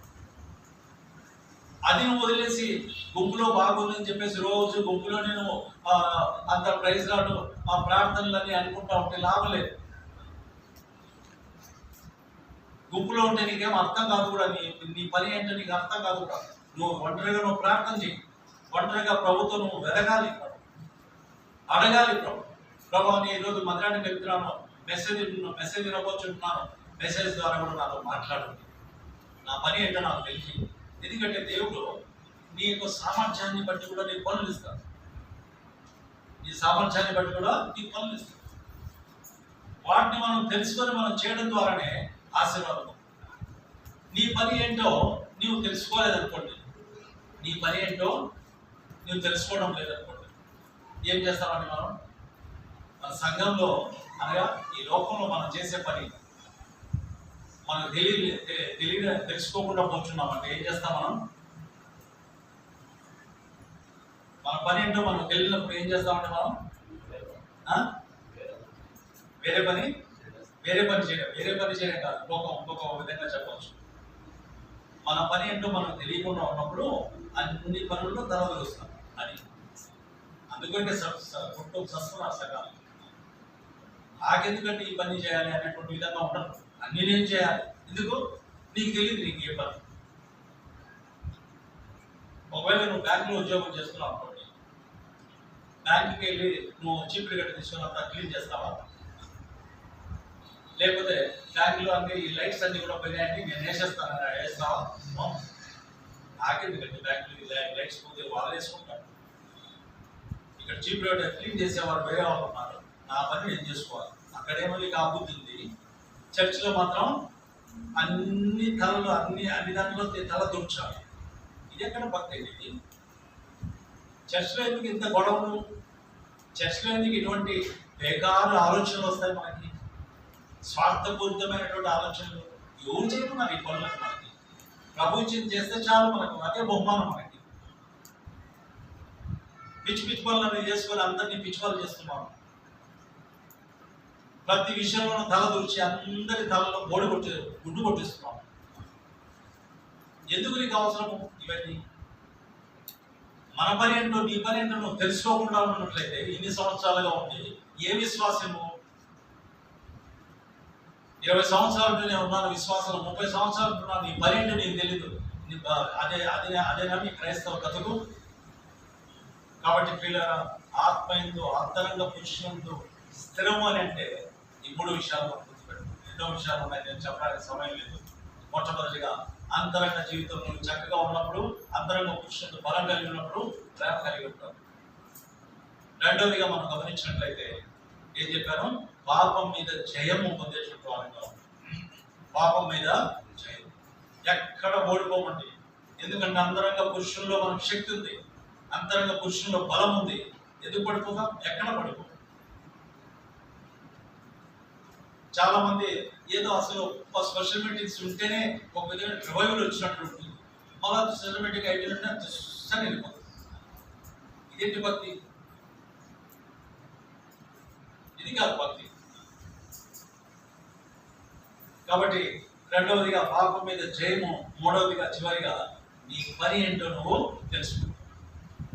అసలు ఇంతవరకు నీ పని ఏంటో నువ్వు తెలుసుకోకుండా ఉన్నట్లయితే నువ్వు ఎందుకు పనికిరాని విశ్వాస వలె, ఎందుకు పనికిరాని సేవకుల వలె. ఇప్పుడు నేను ఒకవేళ సేవ చేస్తున్నా అనుకోవచ్చు, నాకు కూడా దేవుని పని ఏంటో నా విషయంలో నేను కనుగొనకుండా నేను ఇష్టానుసారంగా నేను సేవించినట్లయితే నేను కూడా దౌర్భాగ్యం. అందరికంటే నేను దౌర్భాగ్యం. నాకెందుకు అంత సేవ నేను చేయాల్సిన అవసరం? ఏ దేవుడు చెప్పాడో అది చేస్తాను, నాకు చాలా అంతే. ఎవరికైనా కానీ ఏం చేయాలి? మన ఎవరైనా కానీ చూడండి, విశ్వాసులైనా సేవకులైనా లేదా ఎవరైనా కానీ ఏ సేవ చేద్దామంటే మనం ఏ సేవ చేయాలి? మనం దేవుని చిత్తానుసారమైన సేవ, అంతే చాలు. ఇంకా అవసరం అంతకంటే అవసరం లేదు. ఎందుకంటే దాటిపోతున్న సేవ అంతా మనం ఎందుకు చేయాలి? ఎందుకు అనవసరమైన సేవ మనం చేయాలి? మనకి ఇచ్చిన పని మనం చేసుకున్నాం. యేసు ప్రభువు 33 సంవత్సరంలో ఎందుకున్నాడు? యేసు ప్రభువు 3 సంవత్సరాలు జీవించిన ఎంత బాగుండేది అనుకునేవాడు నేను. ఎందుకు? ఆయన పని అయిపోయింది కాబట్టి వెళ్ళిపోయాడు, అంతే ఆయన పని. ఇంకా 3 సంవత్సరాలు లేదా 1000 సంవత్సరాలు జీవించేసి ఈ లోకంలో సేవ చేస్తానని అంటే అది కాదు కదా. కాబట్టి ప్రభు కూడా తన యొక్క సేవ ఏంటో, యేసు ప్రభు తన యొక్క పని ఏంటో తను గుర్తెరిగాడు, ఈ లోకంలో అది కంప్లీట్ చేశాడు, వెళ్ళిపోయాడు, అంతే. అందుకొరకే యోహాను సువార్త 17వ అధ్యాయం ఏమన్నాడు? చేయుటకు నువ్వు నాకు ఇచ్చిన పని సంపూర్ణంగా నెరవేర్చింది, నిన్ను మహింపరిచింది. మన పని మనం ముగిస్తే ఆయన మహింపరిచినట్లే, లేనట్లయితే మనం ఆయన మహింపరిచినట్టు కాదు. కనుక పిల్లలు అటువంటి విశ్వాసంలో మనం జీవించి ఆ విధంగా మనం ప్రభువుని సేవించినట్టు, అంతరంగ పురుషులకు బలం కలిగి మనం జీవించినట్టు ప్రభు మనకు సహాయం చేయాలి. యోగ్యమైనటువంటి విధానంలో బలంలో మనం చేయవేస్తున్నామంటే 2 విషయాలు గుర్తుపెట్టుకోండి. ఎన్నో విషయాలు అక్కడ 11వ అధ్యాయం రాయబడినాయి. మొట్టమొదటిగా మనం పరీక్షించుకోవడం, రెండవదిగా ఆయన యొక్క రాకడ కొరకై సిద్ధపాటు కొరకై మనం బలంలో చేయవేస్తున్నాం. రాకడ ఎంతో సమీపించే దినాల్లో మనం. కాబట్టి రాకడను మనం గుర్తుపెట్టుకుని రాకడ చూడండి. చాలా మంది మనం రాకడ విషయం తెలుసు. రాకడ అంటే ఇక్కడ కూడా మనం ఒక విషయం గమనించాలి. రాకడ అంటే ఆయన ఈ లోకానికి వచ్చేది కాదు, మనం ఇక్కడ నుండి ఎత్తబడ్డం. ఇది యాక్చువల్గా రెండవ రాకడ అంటే రెండవ రాకడ కాదు. ఇప్పుడు మనకు కావాల్సింది ఎత్తబడుట. దాని విషయం అది రెండవ రాకడ కాదు. రెండవ రాకడలో ఒక పాట, ఎత్తబడ్డ విషయమే మనం జాగ్రత్తగా ఉండాలి. నువ్వు ఎత్తబడకపోతే రెండవ రాకడలో కాదు. రెండవ రాకడలో ఎవరు వస్తారు? దేవుడు యేసు ప్రభువుతో కలిసి వస్తారు సంఘం ఈ భూమిని 1000 సంవత్సరాలు పరిపాలించడానికి. కాబట్టి అది రెండవ రాకడ. ఇప్పుడు మనం ఇప్పుడు దేని కొరకు సిద్ధపడాలి? ఎత్తబడుట. ఎప్పుడు ఎత్తబడతామో తెలియదు. అందుకొరకే మన క్రియలు మనం మేము ఎత్తబడతామండి, మేము ఈ లోకంలో నుండి మనం ఎత్తబడాలి, ఎత్తబడిపోతున్నాం అనేటువంటి విధంగా మన క్రియలు లేవు. మన క్రియలు ఏ విధంగా ఉండాలి? మేము ఎత్తబడుతున్నాము, దేవుని యొక్క రాజ్యానికి మధ్యాకాశాన్ని మేము వెళ్ళిపోవాలి, ఎత్తబడాలి అనేటువంటి విధంగా మనం క్రియలు చేసుకున్నాం. అటువంటి ఆలోచనతో మనం చేసుకున్నాం. ఒకవేళ నువ్వు డబ్బులు సంపాదిస్తున్నావు, మంచిది. ఇంకా లేనట్లయితే చక్కగా నువ్వు చదువుకుంటున్నావు, ఉద్యోగం సంపాదిస్తున్నావు, మంచిది. ఎంతో బిజినెస్ చేస్తున్నావు, మంచిది. ఎంతో డబ్బులు సంపాదిస్తున్నావు, మంచిది. డబ్బులు సంపాదించకూడదని ఎక్కడ లేదు. డబ్బులు కూడా మనం ఎంతైనా కానీ డబ్బులు సంపాదించవచ్చు. కానీ ఎవరి కొరకంట? డబ్బులు ఎవరి కొరకు ఉండాలంట? ధనవంతులుగా ఎవరి కొరకు ఉండాలి? నా కొరకు, నా ఇంటి కొరకు కాదు. ధనవంతులుగా ఉండు అని చెప్తుంది బైబిల్. ధనవంతులుగా ఉండు. ఏ విధంగా ఎందుకు కొరకు ఉండాలంటే ధనవంతులు అంటే ఆ మాట చదువుదాం. 12వ అధ్యాయం లూకాసు వార్త 12వ అధ్యాయం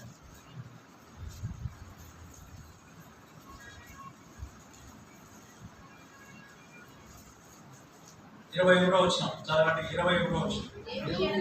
దేవుని ఎడల చదవండి. దేవుని ఎడల ధనవంతుడు కాక తమ కొరకు సమకూర్చుకున్నవాడు అలాగనే ఉండడం. ఆ యొక్క విషయం, వారి యొక్క విషయం అంతా ఇక్కడ చదివినట్లయితే వాడు ఏమంటున్నాడు? నా కొరకు, నా ధనము నాది, నాది నాది సమస్తం అంటున్నాడు వాడు. సో ఇప్పుడు అరే ఆ దేవుడు ఆ సాతాను దూతలు వచ్చేసి నిన్ను అడుగుతున్నారు ఇక్కడ, ఒకవేళ నేను అన్నట్లయితే చాలా అవుట్, ఈరోజు రాత్రే వాళ్ళు తీసుకెళ్ళిపోతారు, నేను చంపేస్తాను. అందుకొరకే చివరికి ఏమన్నాడు, దేవుని ఎడల ధనవంతులు కాక తమ కొరకే ధనవంతులుగా ఉన్నవాడు అలాగూ దేవుని కొరకే ధనవంతులుగా ఉంటే అన్ని నావి నావి నావి అని అంటాము. దేవుని కొరకే ధనవంతులుగా ఉండాలి. మనం అందరం ధనవంతులుగా ఉండడానికి చూపించుకోవడానికి ఇష్టపడతాం బాగా. ఇది మనకు ఉన్నటువంటి బలహీనత. ధనవంతులు అంటే నన్ను చూడాలి, నన్ను చూడాలి. ఒక వ్యక్తి చక్కగా చిన్న బైక్ ఉంది, బాగా రోజు వెళ్తున్నాడు వస్తున్నాడు అన్నమాట. తర్వాత ఒక బుల్లెట్ కొందామని చెప్పేసి ఆలోచించింది. ఎందుకు బాబు బుల్లెట్ కొంటావు, నువ్వు బైక్ ఉంది కదా అని అంటే, బుల్లెట్లో వీధిలో తిరిగితే అన్న మజా వాళ్ళు అనిపిస్తున్నారు అన్నాడు. సరే అంత అనిపిస్తే నువ్వు ముచ్చట, నీకు అంత ముచ్చట ఉన్నట్లయితే తీసుకోబాబు అని చెప్పేసి, సరే నేనేం చెప్పాలి, నీకు ఇష్టం అని చెప్పేసి అన్నా. అతను తీసుకున్నాడు. ఏదో సెకండ్ హ్యాండ్ దొరుకుతుంది, చాలా చీప్గా వస్తుందని చెప్పేసి తీసుకున్నాడు. తీసుకుని 2 నెలలు యూజ్ చేసినాడు. తర్వాత అయితే దానికి మేజర్ ఒక రిపేర్ వచ్చేసింది. ఆ రిపేరుకు మెకానిక్ దగ్గరికి వెళ్తే ఆ మెకానిక్ 23,000 అంత అని చెప్పేసి చెప్పాడు. 23,000 అని అది పక్కన పెట్టాడు. అబ్బాయి ఆ బుల్లెట్ పక్కన పెట్టాడు. రిపేర్ చేయించడం లేదు. ఇంత డబ్బులు పెట్టి నేను రిపేర్ చేయించకంటే ఎందుకంటే అసలు వాడి పోయి గొడవ పడ్డాడు. రే నాకు ఇటువంటి బుల్లెట్ అమ్మామని చెప్పేసి, వాడెవడో వాడు ఈయన నేను ఊర్లో అంతా చూపించుకోవాలన్నాడు కదా, వాడెవడో టోపీ పెట్టాడు వాడు.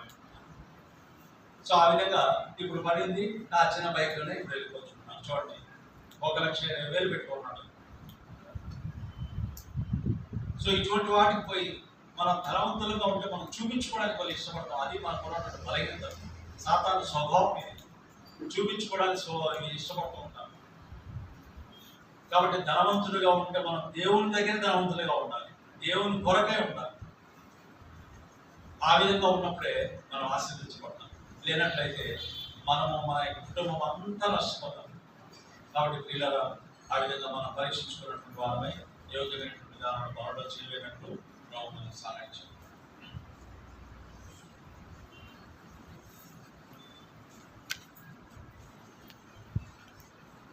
మోకరించండి, కళ్ళు మూసుకుని.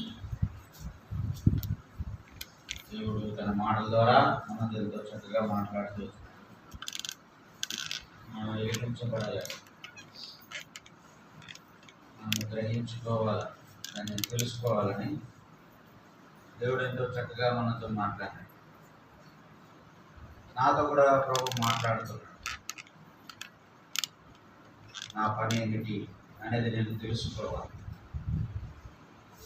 ఈ దినం దేవుడు అది నాకు జ్ఞాపకం చేస్తున్నాడు. ఈ పని ఏమిటి? అన్ని పనులు నాయి కాదు, అన్నీ నేను కాదు. అది దేవుడు మనతో మాట్లాడుతున్నాడు. ఒకసారి భక్సింగ్ గారు సందర్భం గురించి సేవకుల మీటింగ్లో కడపలో అరవింద మొగ్గు చెప్పినాడు. ఈ పెద్ద సేవకులంతా కలిసి భక్సింగ్ గారి దగ్గరికి వెళ్ళి చెప్పినారు, నా ఆశ్రమాలు చూడండి, వాళ్ళు హాస్పిటల్ కడుతున్నారు, స్కూళ్ళు స్థాపిస్తూ ఉన్నారు, సమాజ సేవ చేస్తున్నారు, వికలాంగులకు సాయం చేస్తున్నారు, విధవరాంగులకు సాయం చేస్తున్నారు. మన సంఘం నుంచి మనము కూడా ఏం చేద్దాం, స్కూళ్ళు కట్టిద్దాం, మన పిల్లలకు సపరేట్గా మన మందిరాలలో ఉండే చాట స్కూళ్ళు స్థాపిద్దాము, లేకపోతే హాస్పిటల్ చేద్దాం, ఇద్దామని.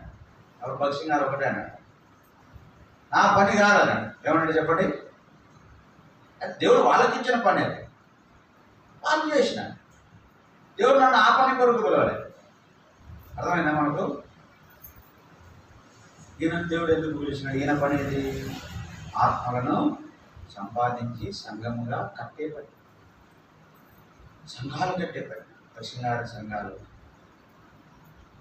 సంఘం కట్టే పని. అది పిలికిరామ్ గారికి కూడా ఇలా దేవుడు సంఘాలు కట్టే పని. ఆయన అన్నాడు, పశ్చిమగారి పరిచయం నాది ఒక సైకిల్ చక్రంలో ఒక ఫోక్స్ పుల్ అన్నాడు. అంటే నా పని కాదు, సంఘాలు కట్టే పని ఎవరిది? దేవుడు ఆయనకి ఇచ్చిన పని. అది తెలుసుకో. కాబట్టి ఎంతగా ఆయన పరిచర్య సంఘాలు కట్టబడతా వచ్చు. భక్సింగ్ గారు టెలిగ్రామ్ లాగా కోట్ల మందికి సువార్త ప్రకటించాలా, అది ఆయన పని కాదు. దేవుడు ఆయనకు ఇచ్చిన పని అది, సువార్త ప్రకటించాడు. నీ పని ఏంటి, నా పని ఏంటి తెలుసుకోకపోతే మన జీవితం అంతా గందరగోళమే. అలా చెప్పినట్టు గందరగోళం గందరగోళం. నీ పని ఏంటో నువ్వు తెలుసుకుంటే నువ్వు గందరగోళం చేయలేవు. నా పని ఏంటి ప్రభువా, నన్ను ఎందుకు గెలిపాడు? ఇది చాలా బలంగా నన్ను తాకుతుంది. మన పని మనం తెలుసుకోవాలి కదా. ఒకసారి ఒక దైవజనుడు ఆయన నాకు బోధిస్తూ ఉన్నప్పుడు ఆయన చెప్పాడు, జలములపై భూమి నిరాకారముగా శూన్యముగా ఉంది, దేవుని ఆత్మ జలములపై ఏమైతా ఉందంట, అలాడుతూ ఉంది. ఎందుకు అలాడుతూ ఉంది అంటే ఆయన అన్నాడు, అది శూన్యముగా ఉంది, ఎటుందట నిరాకారంగా ఉంది. అది కూడా కౌమతో మాట్లాడు అని ఆయన చెప్తూ అన్నాడు, ఎక్కడ డ్యామేజ్ ఉంటుందో, ఎక్కడ శూన్యం ఉంటుంది, ఎక్కడ ప్రాబ్లం ఉంటుందో అక్కడ దేవుని ఆత్మ కొట్లాడుతూ ఉంటుంది, కొట్లాడుతూ ఉంది. కాబట్టి నీవు దేవుని కొరకు ఏర్పరచబడిన వ్యక్తిగా ఎక్కడ నష్టం జరుగుతుందో, అరే ఆడ చెత్త కుప్ప పడిపోయింది, మంది దొబ్బిపోయింది, మందులు వచ్చి తింటూ ఉన్నాయి, ఆ చెత్త ఎవడు ఎత్తారో అది చూసినప్పుడు కొట్టలాడుతూ ఉంటుంది దేవుని ఎవరు చేయడం లేదు ఇది అని చెప్తా ఉన్నాడు. అంటే మన పని గుర్తిస్తే మనం ఆ పని మీద మనం శ్రద్ధ కలిగి ఉంటాం. కాబట్టి నాకు దేవుడి విధంగా మాట్లాడాడు కాబట్టి నేను మరలా బోధించడం లేదు, తలుచుకుంటాను. మాట్లాడాడు కనుక ఎక్కడైనా ఏదైనా డ్యామేజ్ జరుగుతూ ఉంటే నాకు తట్టుకోలేదు. సరిగా కూర్చోకపోయినా, సరిగా గుంపులుగా ఉన్నా, మాట్లాడుకుంటూ ఉన్నా, బయట తిరుగుతూ ఉన్నా, దేవుని సన్నిధిలో కూర్చోకుండా కళ్ళు తెరిచి చూస్తూ ఉన్నా, అలా చేస్తూ ఉన్నా నాకు తట్టుకోలేదు. ఎందుకు? దేవుని ఆత్మ ఏం చేస్తూ ఉంటుంది, ప్రభు నాతో మాట్లాడతా, ఓ చెప్పుకోవడం సరిగా కూర్చోమని చెప్పు, కళ్ళు మూసుకొని చెప్పు. అది నేను గుర్తించాను. అందుకే కొన్నిసార్లు నేను పోతాను, ఊరికి పట్టించుకోలేదు, ముసుగులు వేసుకోకుండా. నాకు ప్రభు ప్రేరేపణ ఇస్తూ ఉంటాడు, కూర్చోకుండా చూడు ఎట్లా కూర్చున్నాడు, ఎట్లా ముసుగులు వేసుకోలేదు, చూడు ఎట్లా మాట్లాడుకుంటున్నాడు, ఇప్పుడు వాళ్ళు ఎట్లా చేస్తున్నాడు. నేను ఏర్పరచుకున్నా కదా నేను. ఓ ఓ నువ్వు చెప్పు, వాడు ఎట్లా చూస్తాడు గుర్రుగా. ఏం చేయాలి మరి? ఈ పక్క దేవుడు కొడుతూ ఉంటాడు, ఆ పక్క వాళ్ళు కొడుతారు. కానీ నా పని నేను చేయను, ఆ పని నాకు దేవుడు అప్పగించాడు. అట్లా ఈ పని ఏమిటి? ఇది మనం బలంగా తీర్మానం చేసుకో. దేవుడు బలమైన విధానంలో మనకు మాట్లాడినాడు. ప్రభుత్వం సరెండర్ చేసుకో. ప్రభు నా పని నేను చేయకూడదు, అన్ని పనులు కలగడతాను. నా పని చూపించు, నా పని ఏంటో నాకు నేర్పించు, అది చేయాలి. ఏది మన పని అంటే మందిరం కడిగేది, పూడ్చేది, కడిగేది, ఇదే పని కాదు. ఆ పని చేయాలి. ఆ పని చేస్తూ కూడా మనము ఆత్మీయంగా దేవుడు నన్ను ఏ మందిరం ఆత్మ సంబంధమైన భౌతికమైన ఇంట్లో చేసే పని కాదు, ఆత్మ సంబంధమైన మందిరంలో ఆత్మీయంగా సంఘాన్ని ఉన్నటువంటి ఆ సంఘములో నేను ఏ పనిలో ఉన్నాను అది ముఖ్యం. ఆత్మీయ పనిలో ఏమున్నాను, ఆత్మ సంబంధమైన మందిరంలో నేను ఏం చేస్తున్నాను అది తెలుసుకోవాలి. అది తెలుసుకుంటే ఆ పనిలో నేను ఎల్లప్పుడూ నిమగ్నమయ్యాను. అబ్రహాం జోసెఫ్ పని మందిరము ఆయన శిక్షించి ప్రజలను సరి చేసి, ఎందుకు మీకు అర్థం కావాలని చెప్తున్నా. దెబ్బ కొట్టే పని కొడతాడు ఆయన, పఠామని కొడతాడు ఆయన పని. నేను కొట్టే నన్ను తిరగబడతాడు, ఆయన కొడితే తిరగబడేవాడు లేడు. తిరగబడ్డాడంటే తెల్లారి తలకి వాడిని కథ ఆయనకి ఇచ్చిన పని చేశాను. ఎంతో దేవుని మహిమపడతాడు. ఒక సింగారికి వెళ్ళి పని చేశాడు, మనిషి మహిమపడతాడు. ఇది మన పని తెలుసుకోవడమే కాబట్టి మనం ఇట్లా ఎంతో దరిద్రమైన పరిస్థితుల్లో సాయం కాబట్టి తెలుసుకున్నాం. ఇది నాకు గ్రహించి నా పని చేయటకు నాకు సామర్థ్యమే ప్రభావ, శక్తి అంతరంగంలో శక్తి ప్రభావ అని మనం వేడుకొని ప్రభువుకు సరెండర్ అప్పగించుకొని బలలో పాల్గొని అలాగూ తప్పిపోకూడదు. ఇక ఎందులో ఆషామాషిగా తీసుకోకూడదు. ఎదురు మాట్లాడాలి, దేవుడు మాట్లాడతాను, దాసులు తీసుకొచ్చి మాట్లాడాను. ఈ దినం నుంచి నేను అది నా తీర్మానం ఇది. అట్లా తీర్మానం చేసుకుంటే నువ్వు స్థిరంగా ఉంటావు, బలంగా ఉంటావు. 3 విషయాలు చెప్పాడు. దేవుడు నాతో మాట్లాడింది నేను పంచుకుంటున్నాను, దేవుడు నీతో ఏం మాట్లాడాడో దాంట్లో నువ్వు స్థిరంగా ఉండేటట్టుగా తీర్మానం చేసుకొని ప్రభువులలో పాల్గొని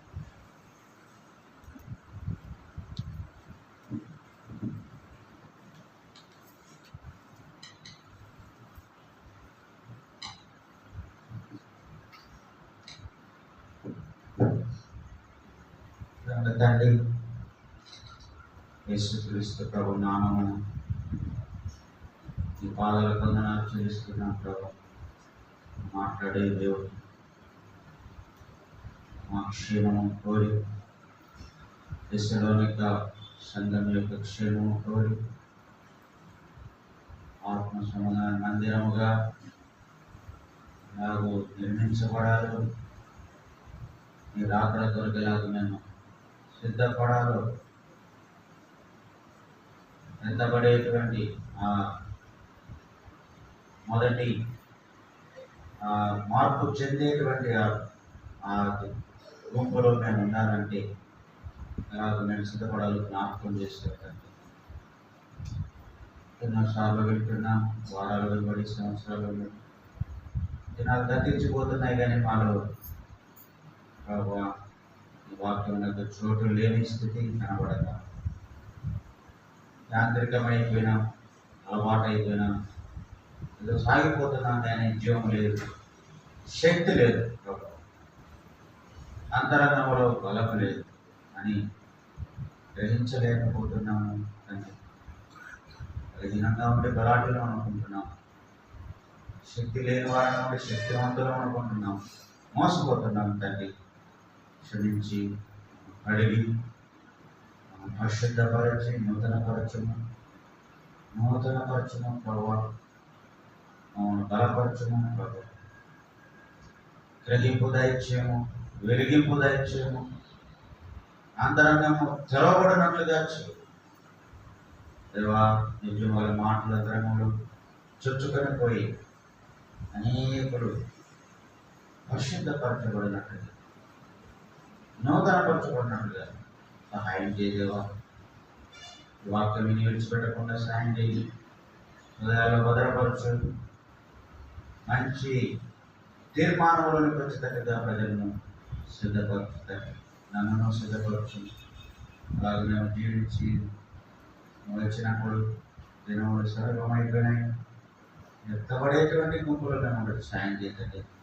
తిరిగి 2వ రాకల్లో వచ్చేదానికి మొదటిగా మేము ఎత్తబడాలని ఆయన.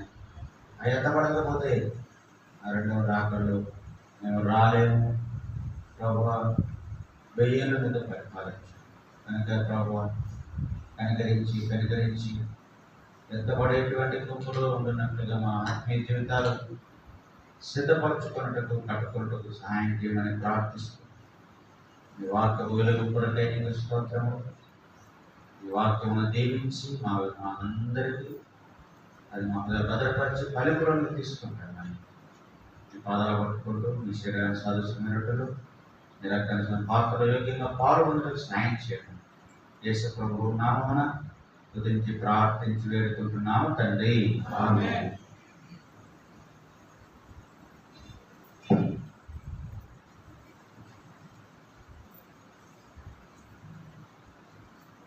ప్రవణేశు తాను అప్పగించబడిన రాత్రి దొరికినందుకుని చెల్లించి దాన్ని విరిచి మీతో నా శరీరాన్ని జ్ఞాపకం చేసుకున్నట్టు చేయడం దాన్ని శరీరాన్ని సాధిస్తున్నట్టులో యోగ్యంగా పాల్గొనగల సహాయం చేయమని అని వాక్యానుసారంగా మా ప్రభువానికి పాడిన వారు తండ్రి పాపంలో పడిపోకుండా అందరూ శక్తి కలిగిన వారంగా ప్రభువా, మరి మా పని మేము గుర్తించే వారంగా ముందుగా సాయం చేయమని ప్రార్థిస్తున్నాం వేడుకున్నాం తండ్రి. ఆమేన్. దయచేసి బలపరిచే సోదరులండి.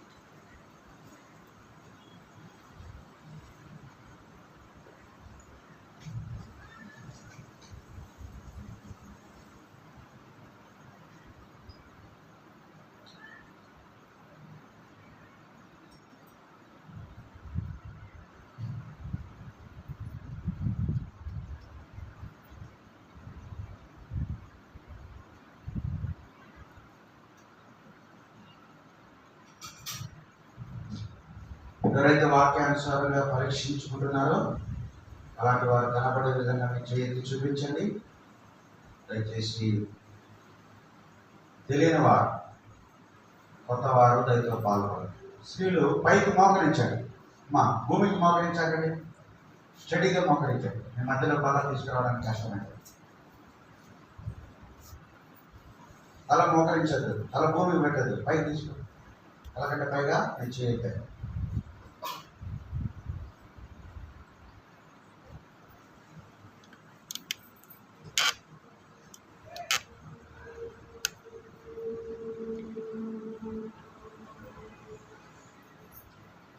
రొట్టె మీ మధ్యకి తీసుకురావడానికి అనుకూలంగా పైకి మోకరించండి. సిస్టర్స్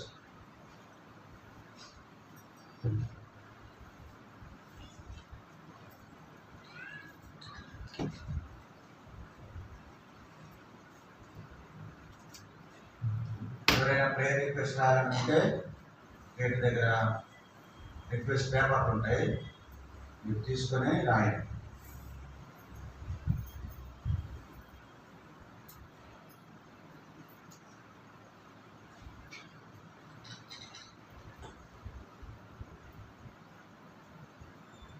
కళ్ళు మూసుకొని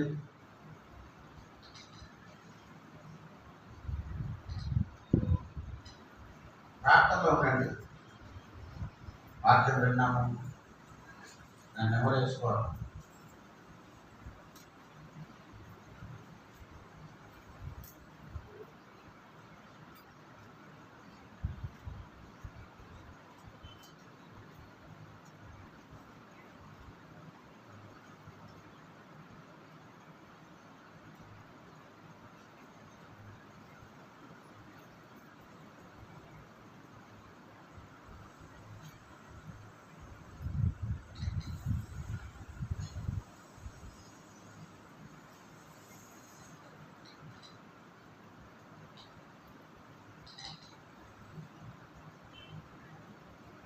ఎవరికైనా అందకపోతే కనబడతట్టుగా మీ చేతులు చూపించండి.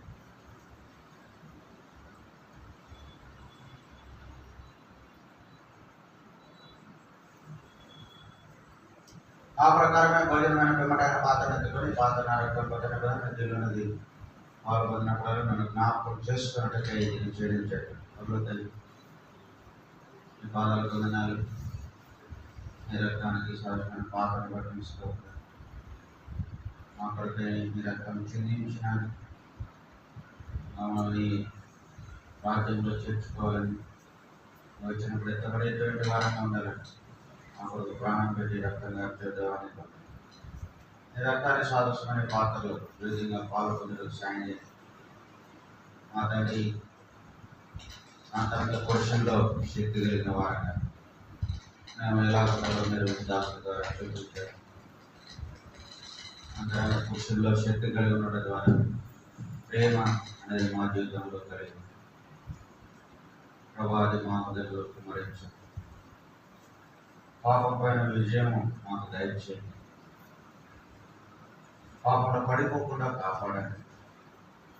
మా పని మేము చేయటం కోసం అదేమిటో మేము తెలుసుకున్నటకు సహాయం చేయండి. అలాగే మమ్మల్ని ఆత్మీయంగా ఈ భూమి మీద జీవింపజేసి మా పని సంపూర్తి చేసి మేము మయంపరిచేటువంటి గుంపులో మేము ఉండటకు సహాయం చేయండి. ఏర్పరచుకున్న ఉద్దేశము మాలో నెరవేర్చుకోవటకు సహాయం చేయండి.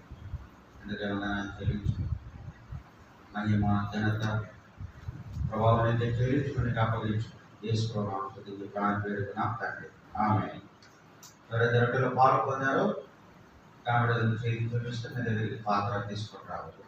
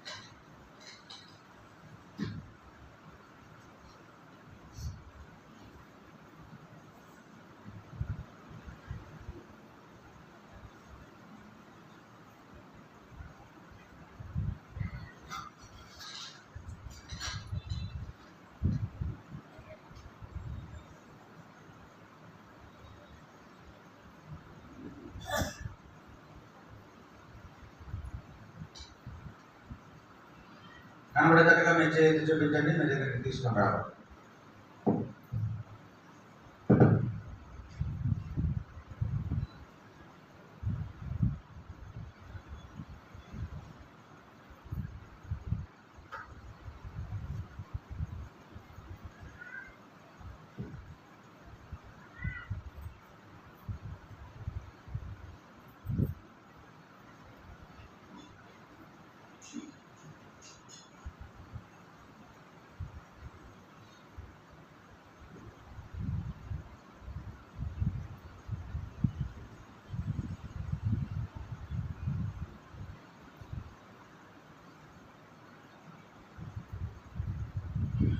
ప్రార్థన చేస్తాము.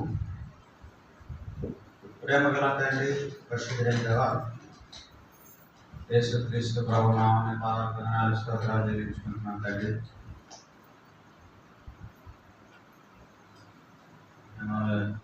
ఆయా భాషలు మాట్లాడి ఆయా జనాంగంగా ఉన్న మమ్మల్ని మీ ప్రజలుగా శక్తులు ఏర్పరచుకొని ఆరాధించి ప్రజలుగా చేసినారు.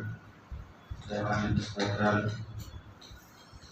అంత మాత్రం కాదు, మీరు అక్కడలో ఎత్తబడేటువంటి వారుగా ఉండాలని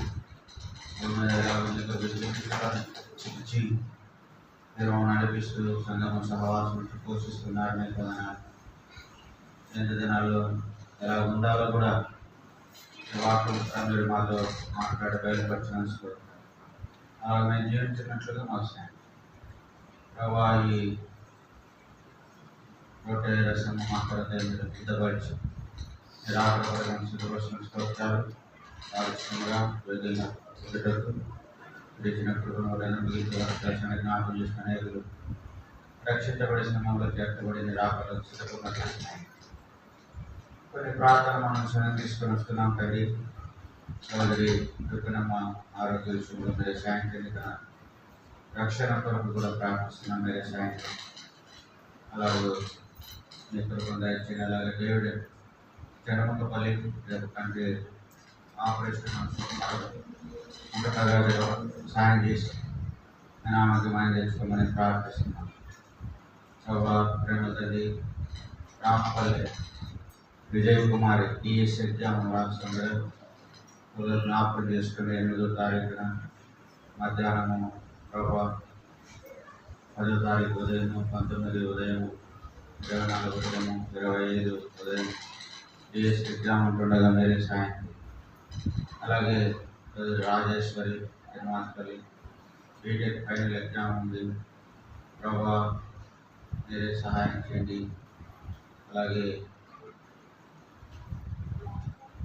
నెక్స్ట్ డే ప్రభావి అరగలుగుతుంది వాస్తవకు సాయం చేయమని ప్రార్థిస్తున్నాం. అలాగే తమని భర్త రక్షణ విషయంలో మీరే సాయం చేసి తన భర్త కూడా రక్షణ చేయమని ప్రార్థిస్తున్నాం. అవన్నీ టీఎస్సీ ఎగ్జామ్ కొరకు సిద్ధపడుతుంది, మీరే సహాయం చేసి ఆవిడ యొక్క పరీక్షల్లో సహాయపడండి. మొలపా ఆరోగ్యంలో మీరే సాయం చేసి నా తెచ్చుకొని ప్రార్థిస్తున్నాం. సాగర్ మరి పుల్లయ్య గోబేదన్న మనం మాట్లాడి మానసిక స్వస్థత కొరకు ప్రార్థిస్తున్నాం, రక్షణ కొరకు ప్రార్థిస్తున్నాం. అపవాది శోధన నుండి విడిపించబడుటకు సాయం చేయమని ప్రార్థిస్తున్నాం. అభిప్రాయం మరి నానాపురం జ్వరము, టైఫాయిడ్, అలాగే జాండీస్ అయిపోయినంత బాధపడుతున్నాడు. మీరు ఒకసారి స్వస్థపరిచి మంచి ఆరోగ్యం దయచేసి ప్రభావ తెలియకుండా ఎవరైతే అనారోగ్యంతున్నారో వాళ్ళని దీర్ఘకాల వ్యాధులతో బాధపడుతున్నారు. ప్రభావ షుగర్, గ్యాస్, బీపీతో బాధపడుతున్న వారందరినీ పేరు పేరు ముఖ్యం. వృద్ధాపంలో ఉన్నారు, బలహీనతలు ఉన్నారు, వారందరినీ ముఖ్యం. నాకు కూడా కాలు గాయం స్వస్థపడుతుంది, పేదలు కాలు గాయం స్వస్థపడడం జ్ఞానాన్ని జ్ఞాపకం చేస్తారు, జ్ఞాపకం ప్రభా. అలాగే భార్గవతను జ్ఞాపకం చేసుకుని సుబ్రహ్మణ్యం పద్మక కూతురు ప్రభా డెలివరీ సాయం వైద్యం ప్రభా. అలాగే పార్వతను జ్ఞాపకం చేసుకో, మనకు మంచి ఆరోగ్యం చేసి యోగలను జ్ఞాపకం చేసుకుంటారు. దేవా ఎంతమంది బలహీనతలు ఉన్నారు, ఆశీర్వాదం అంటే దివ్యం అంటే జ్ఞాపకం.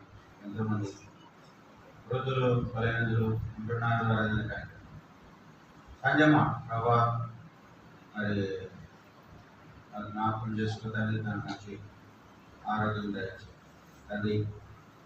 అలాగే ఈ కృపాక్షం అంటే నడిపించి ప్రతి బిడ్డ యొక్క అనారోగ్య బలహీనతలన్నింటిలో మరి ముట్టి బాగు చేయమని ప్రార్థిస్తాను. నడిపించాడు అని దేశంలోని సరైన విషయాల పట్ల రాబోదినాలు ఇక్కడ గొప్ప కార్యాలు జరిగించబడుతున్న సాయం, స్వార్థ ఆటంకంగా ఉన్న పరిస్థితులను తొలగించి రామపల్లిస్తుందో సాయం, సంగమను మీరు ఆత్మీయంగా కట్టండి, ప్రతి అవిధేయత నుండి సంపూర్ణంగా తప్పించండి, విధేయులుగా లోబడేవారుగా దేవుని ఎంత భయభక్తులు కలిగిన వారుగా ప్రతి బిడ్డ ఉండినట్లు సాయం, ఆత్మీయంగా ప్రతి కుటుంబం కట్టబోతూ సాయం. ఆ గ్రామం నుండి వస్తున్నారు కొత్త నెలలు పిల్లలు జ్ఞాపకం ఘనకర్మ మంచి ఆరోగ్యం చేసి అలాగే ప్రభావ విశాఖన అక్కడ కూడా మంచి ఆరోగ్యం. ఆ గ్రామంలో ఉన్న పిల్లలకి ఒక రకాలే ప్రేమ దగ్గర కాదు మంచి ఆరోగ్యం ఉంది. ఒక రకాల పిల్లలని ప్రభావ నానాపురం ఉన్న బిడ్డలు జ్ఞాపకం చేస్తాం, పెన్నులో ఉన్న బిడ్డలు జ్ఞాపకం చేస్తాం, ప్రభావ ఆంజనేయ కుటుంబంలో జ్ఞాపకం చేస్తాం. అరుంధతి నగరం జ్ఞాపకం చేసుకుంటాం. అలాగే ప్రభా చెన్నూరు పాత్రలో ఉన్న వారిని జ్ఞాపకం చేసుకుంటాం. ప్రభా ప్రేమ తండ్రి నమ్మకం ప్రభా చిన్నమాసపల్లి, అలాగే రావణపల్లి, కృపానగర్ జ్ఞాపకం చేసుకుంటాం. కృపానగర్ మా తండ్రి ప్రభా రామలయం కూడా మంచి ఆరోగ్యం అయిపోయింది. కేశగారపల్లి, దుగ్గనపల్లి, అలాగే కొప్పరపల్లి, గుడాయపల్లి, ప్రతి గ్రామం నుండి వేసిన పిల్లల్ని నేను దర్శించాలి. పేరు పేరు ప్రతి కుటుంబాన్ని జీవించి నాకు రామరెడ్డి సార్ కుటుంబాన్ని జ్ఞాపకం చేసి తిరుపతి దోషపన్న కుటుంబాన్ని కూడా జ్ఞాపకం చేసి ప్రభా మంత్రంగా కొంతమంది మాకు వచ్చి వెళ్తున్నారు, వారిని కూడా దర్శించారు. ప్రభా ప్రేమ తండ్రి ప్రతి గ్రామంలో ఉన్న బిడ్డలందరినీ నేను పాదాలకు అప్పగించుకుంటున్న దాసుడు జ్ఞానులున్న ఆంటీ కూడా మమ్మల్ని రాగలిగినారు. దాసుని కుటుంబాన్ని సేవ సంపత్తులు ఒకటి ప్రాంతంలో తండ్రి బలపరచు సాయం కానీ ఆంటీ కూడా మంచి ఆరోగ్యంతో దాసుని కుటుంబాన్ని పిల్లలు జీవించండి, సేవలు బలపరచాలి. ఎవరు నడిపించినందుకు ప్రభా వేసవలు 20 వార్షికోత్సవం సహాయపడినారు. మరి ఏదైనా సాయంకాలం కూడా మనసులో కూడిక చివరి కూడికను దీవించు, బాధలకు అప్పగించు. యేసు ప్రభువును స్తుతించి పాపం వేడుకున్నాం తండ్రి, ఆమేన్.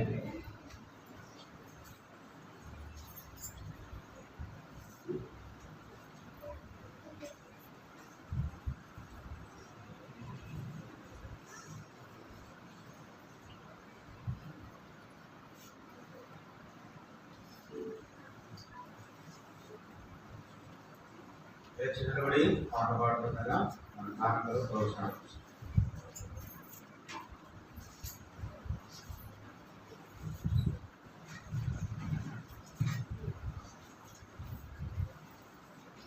లైన్లో రండి పిల్లలు కూడా. ఇక్కడ గ్యాప్ రండి, పోయేదాకా గ్యాప్.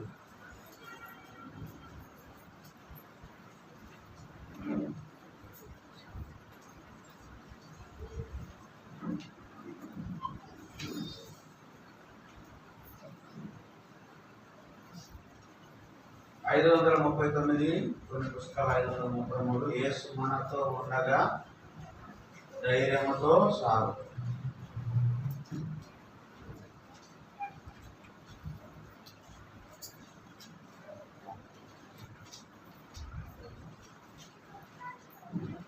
యేసు మనతో నుండగా ధైర్యముతో సాగుచు కఠిన మార్గమైనను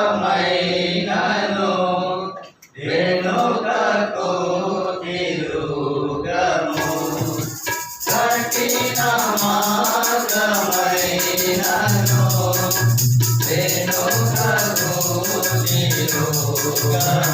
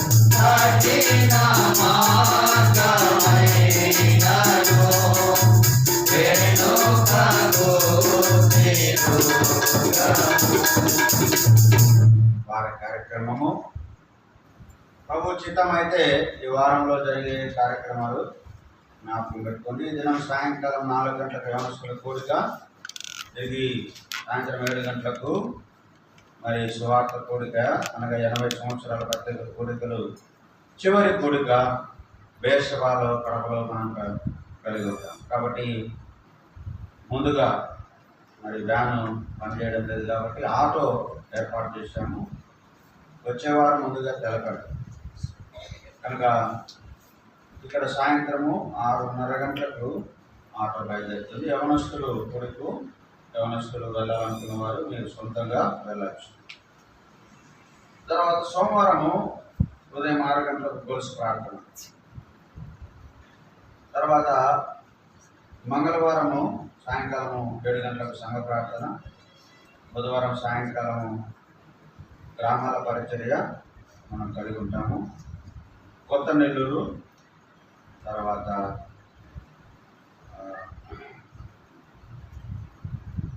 ఆంజనేయులు కోట జ్ఞాపకం పెట్టుకున్నాం. బేస్తవారం సాయంకాలం 7 గంటలకు బైబిల్ పట్టణం ఉంటుంది. శుక్రవారము సాయంకాలం 7 గంటలకు సహోదరులకు కూడిక. శనివారము 2వ శనివారం కనుక జిల్లా ఉపవాస ప్రార్థన మరి వేల్పులలో పులివెందుల బ్రాంచ్ వేల్పుల అనగా మరి గొందిపల్లి మనం పోయినసారి వెళ్ళాము. దానికి కొంచెం ముందుకు పోతే మెయిన్ రోడ్లోనే ఈ వేల్పుల మందిరం ఉంటుంది. లెఫ్ట్ సైడ్ మనం కడప నుండి వెళ్తూ ఉన్నప్పుడు గొందిపల్లి దాటిన తర్వాత లెఫ్ట్ సైడ్లో వేల్పులలో మందిరం ఉంటుంది. కాబట్టి అక్కడ జిల్లా ఉపవాస ప్రార్థన ఉంటుంది. వచ్చేవారు ముందుగా తెలపాలని మనం చేస్తాం. తిరిగి సాయంకాలము 7 గంటలకు పరిచారకులకు ప్రార్థన కలిగి ఉంటాం. ఆదివారం ఉదయం 9:30 గంటలకు ఆరాధన కొరకు చేస్తాము. మరి గంటలు కొంత తగ్గినప్పటికీ 9:30 అనౌన్స్మెంట్ ఎందుకు చేస్తున్నామంటే 10 గంటల కంటే 11కు వస్తున్నాం. 10 గంటల ఎన్నికి వస్తున్నారు చెప్పండి? 11కు వస్తున్నారు. కాబట్టి 9:30కు అని చెప్పింది. కొంతమంది అయినా వచ్చి గ్యాదర్ అయ్యి ప్రార్థన చేస్తూ ఉంటారు. దాన్ని బట్టి కొంత దేవుడు పని చేస్తాడని నేను తలస్తున్నాను. కాబట్టి ముందుగా రావడానికి ప్రయత్నం చేయండి. చాలా ఖాళీగా ఉంటుంది. ఆరాధన వర్తమానం కంటే అంత ఖాళీగా ఉంటుంది. గోధుమలే అన్నట్టుగా ఉంటుంది. అది అంత మంచిది కాదు. ఆత్మీయ జీవితానికి, ఆత్మీయ ఆరోగ్యానికి అంత మంచిది కాదు. కనుక జ్ఞాపకం పెట్టుకొని ఆయనకి రావడానికి ప్రయత్నించాం. వచ్చే వారము మరి వంట పరిచర్య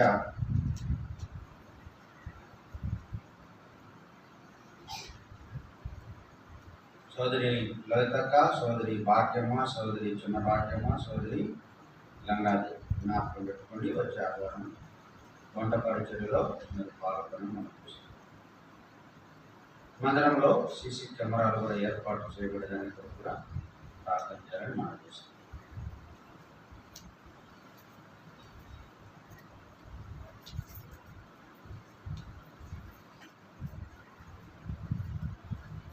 దయచేసి మాకు కూడా ఈ అసాధ్యంలో జరుగుతున్న పరిచర్య కూడా ప్రార్థన చేయండి.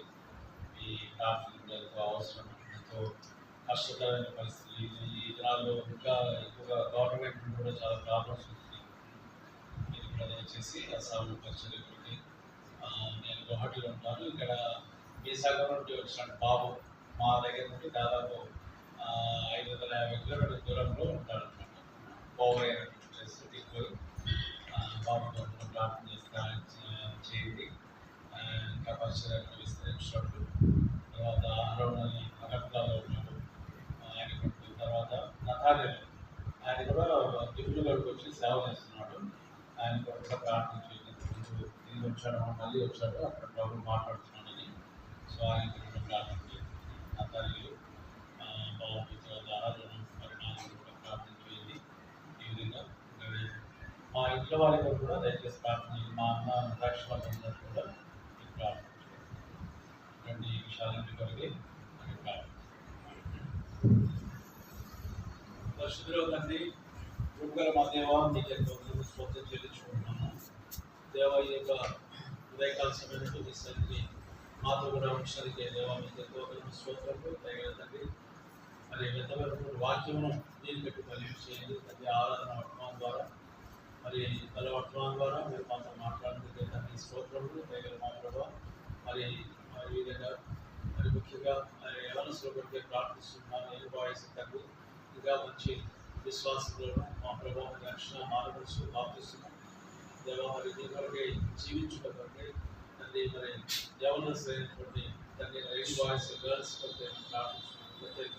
చూపండి, వారిని అందరికీ దర్శించండి. ఇంకా రక్షణ లేని వారి రక్షణ ధరించండి తండ్రి. మరి అదేవిధంగా మరి చదువుకున్న ఎంత స్టడీస్లో ఉన్నారో మా తండ్రి మరి వారి స్టడీస్లో కూడా ప్రార్థిస్తున్నాము. తండ్రి వారి స్టడీస్లో కూడా నిర్వహించుకుంటారు. ఉద్యోగాల కొరకే కనిపెట్టుకున్న వారి కొరకే ప్రార్థిస్తున్నాం. దయచుకున్న తండ్రి మా వివాహాల కొరకే కనిపెట్టుకున్న వారి కొరకే ప్రార్థిస్తున్నాం. సహాయం చేయండి మా ప్రభావ. ఈ విధంగా మా తండ్రి మరి వృద్ధాప్యంలో ఉన్నటువంటి వారి కొరకే ప్రార్థిస్తున్నాం.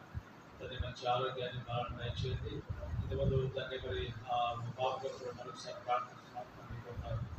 మా ప్రభు అనారోగ్యంగా ఉంది తండ్రి, ఆరోగ్యం ముక్తి స్వస్థపరచాలని ప్రార్థిస్తున్నాం. సహాయం చేయండి. మరి అదేవిధంగా తండ్రి మరి భార్గవి చెల్లెలు కూతురు తండ్రి మరి రావణపల్లి భార్గవి తండ్రి చెల్లెలు కూతురు తండ్రి ఆరోగ్యంగా ప్రార్థిస్తున్నాం. తండ్రి మరి జ్వరంతో బాధపడుతుంది. స్వస్థ ఆరోగ్యం దయచేయండి. మరి చిన్న కొరకే నేను ప్రార్థిస్తున్నాం. చిన్న పక్షపాతంతో బాధపడుతుంది కదా, మరి ఆయన కూడా మీరు స్వస్థపరచండి. పూర్తి స్వస్థపరచని ప్రార్థిస్తున్నాం. సహాయం చేయండి ప్రభావ. ఈ విధంగా ప్రార్థిస్తున్నాం తండ్రి. మరి ఈ విధంగా మా తండ్రి ఇక్కడ జరుగుతున్న పరిచయం అంతా కూడా దీవించి మీరు ఆశ్రయించి దాన్ని నా మైండ్ తెచ్చుకోండి. మీ ఇంట్లో వర్తిరిగినప్పుడు సహాయం చేయండి తండ్రి. మా ప్రభావ మరి మా కొరకు మీరు కూడా పిల్లలు ప్రార్థన చేస్తూ తండ్రి అస్సాం యొక్క పరిచయం కొరకు ప్రార్థన చేసే పిల్లల నుంచి ప్రార్థిస్తున్నాం. ఈ విధంగా బాబు వారి యొక్క అమ్మగారి కొరకు ప్రార్థిస్తున్నాం తండ్రి. మరి వారి యొక్క తమ్ముళ్ళ కొరకు ప్రార్థిస్తున్నాం తండ్రి. మరి వేరు మాకు వారు వారి వివాహాల కొరకు కూడా ప్రార్థిస్తున్నాం. సహాయం చేయండి తండ్రి. ఇంకొక సహోదరుడు తండ్రి అతను రక్షణ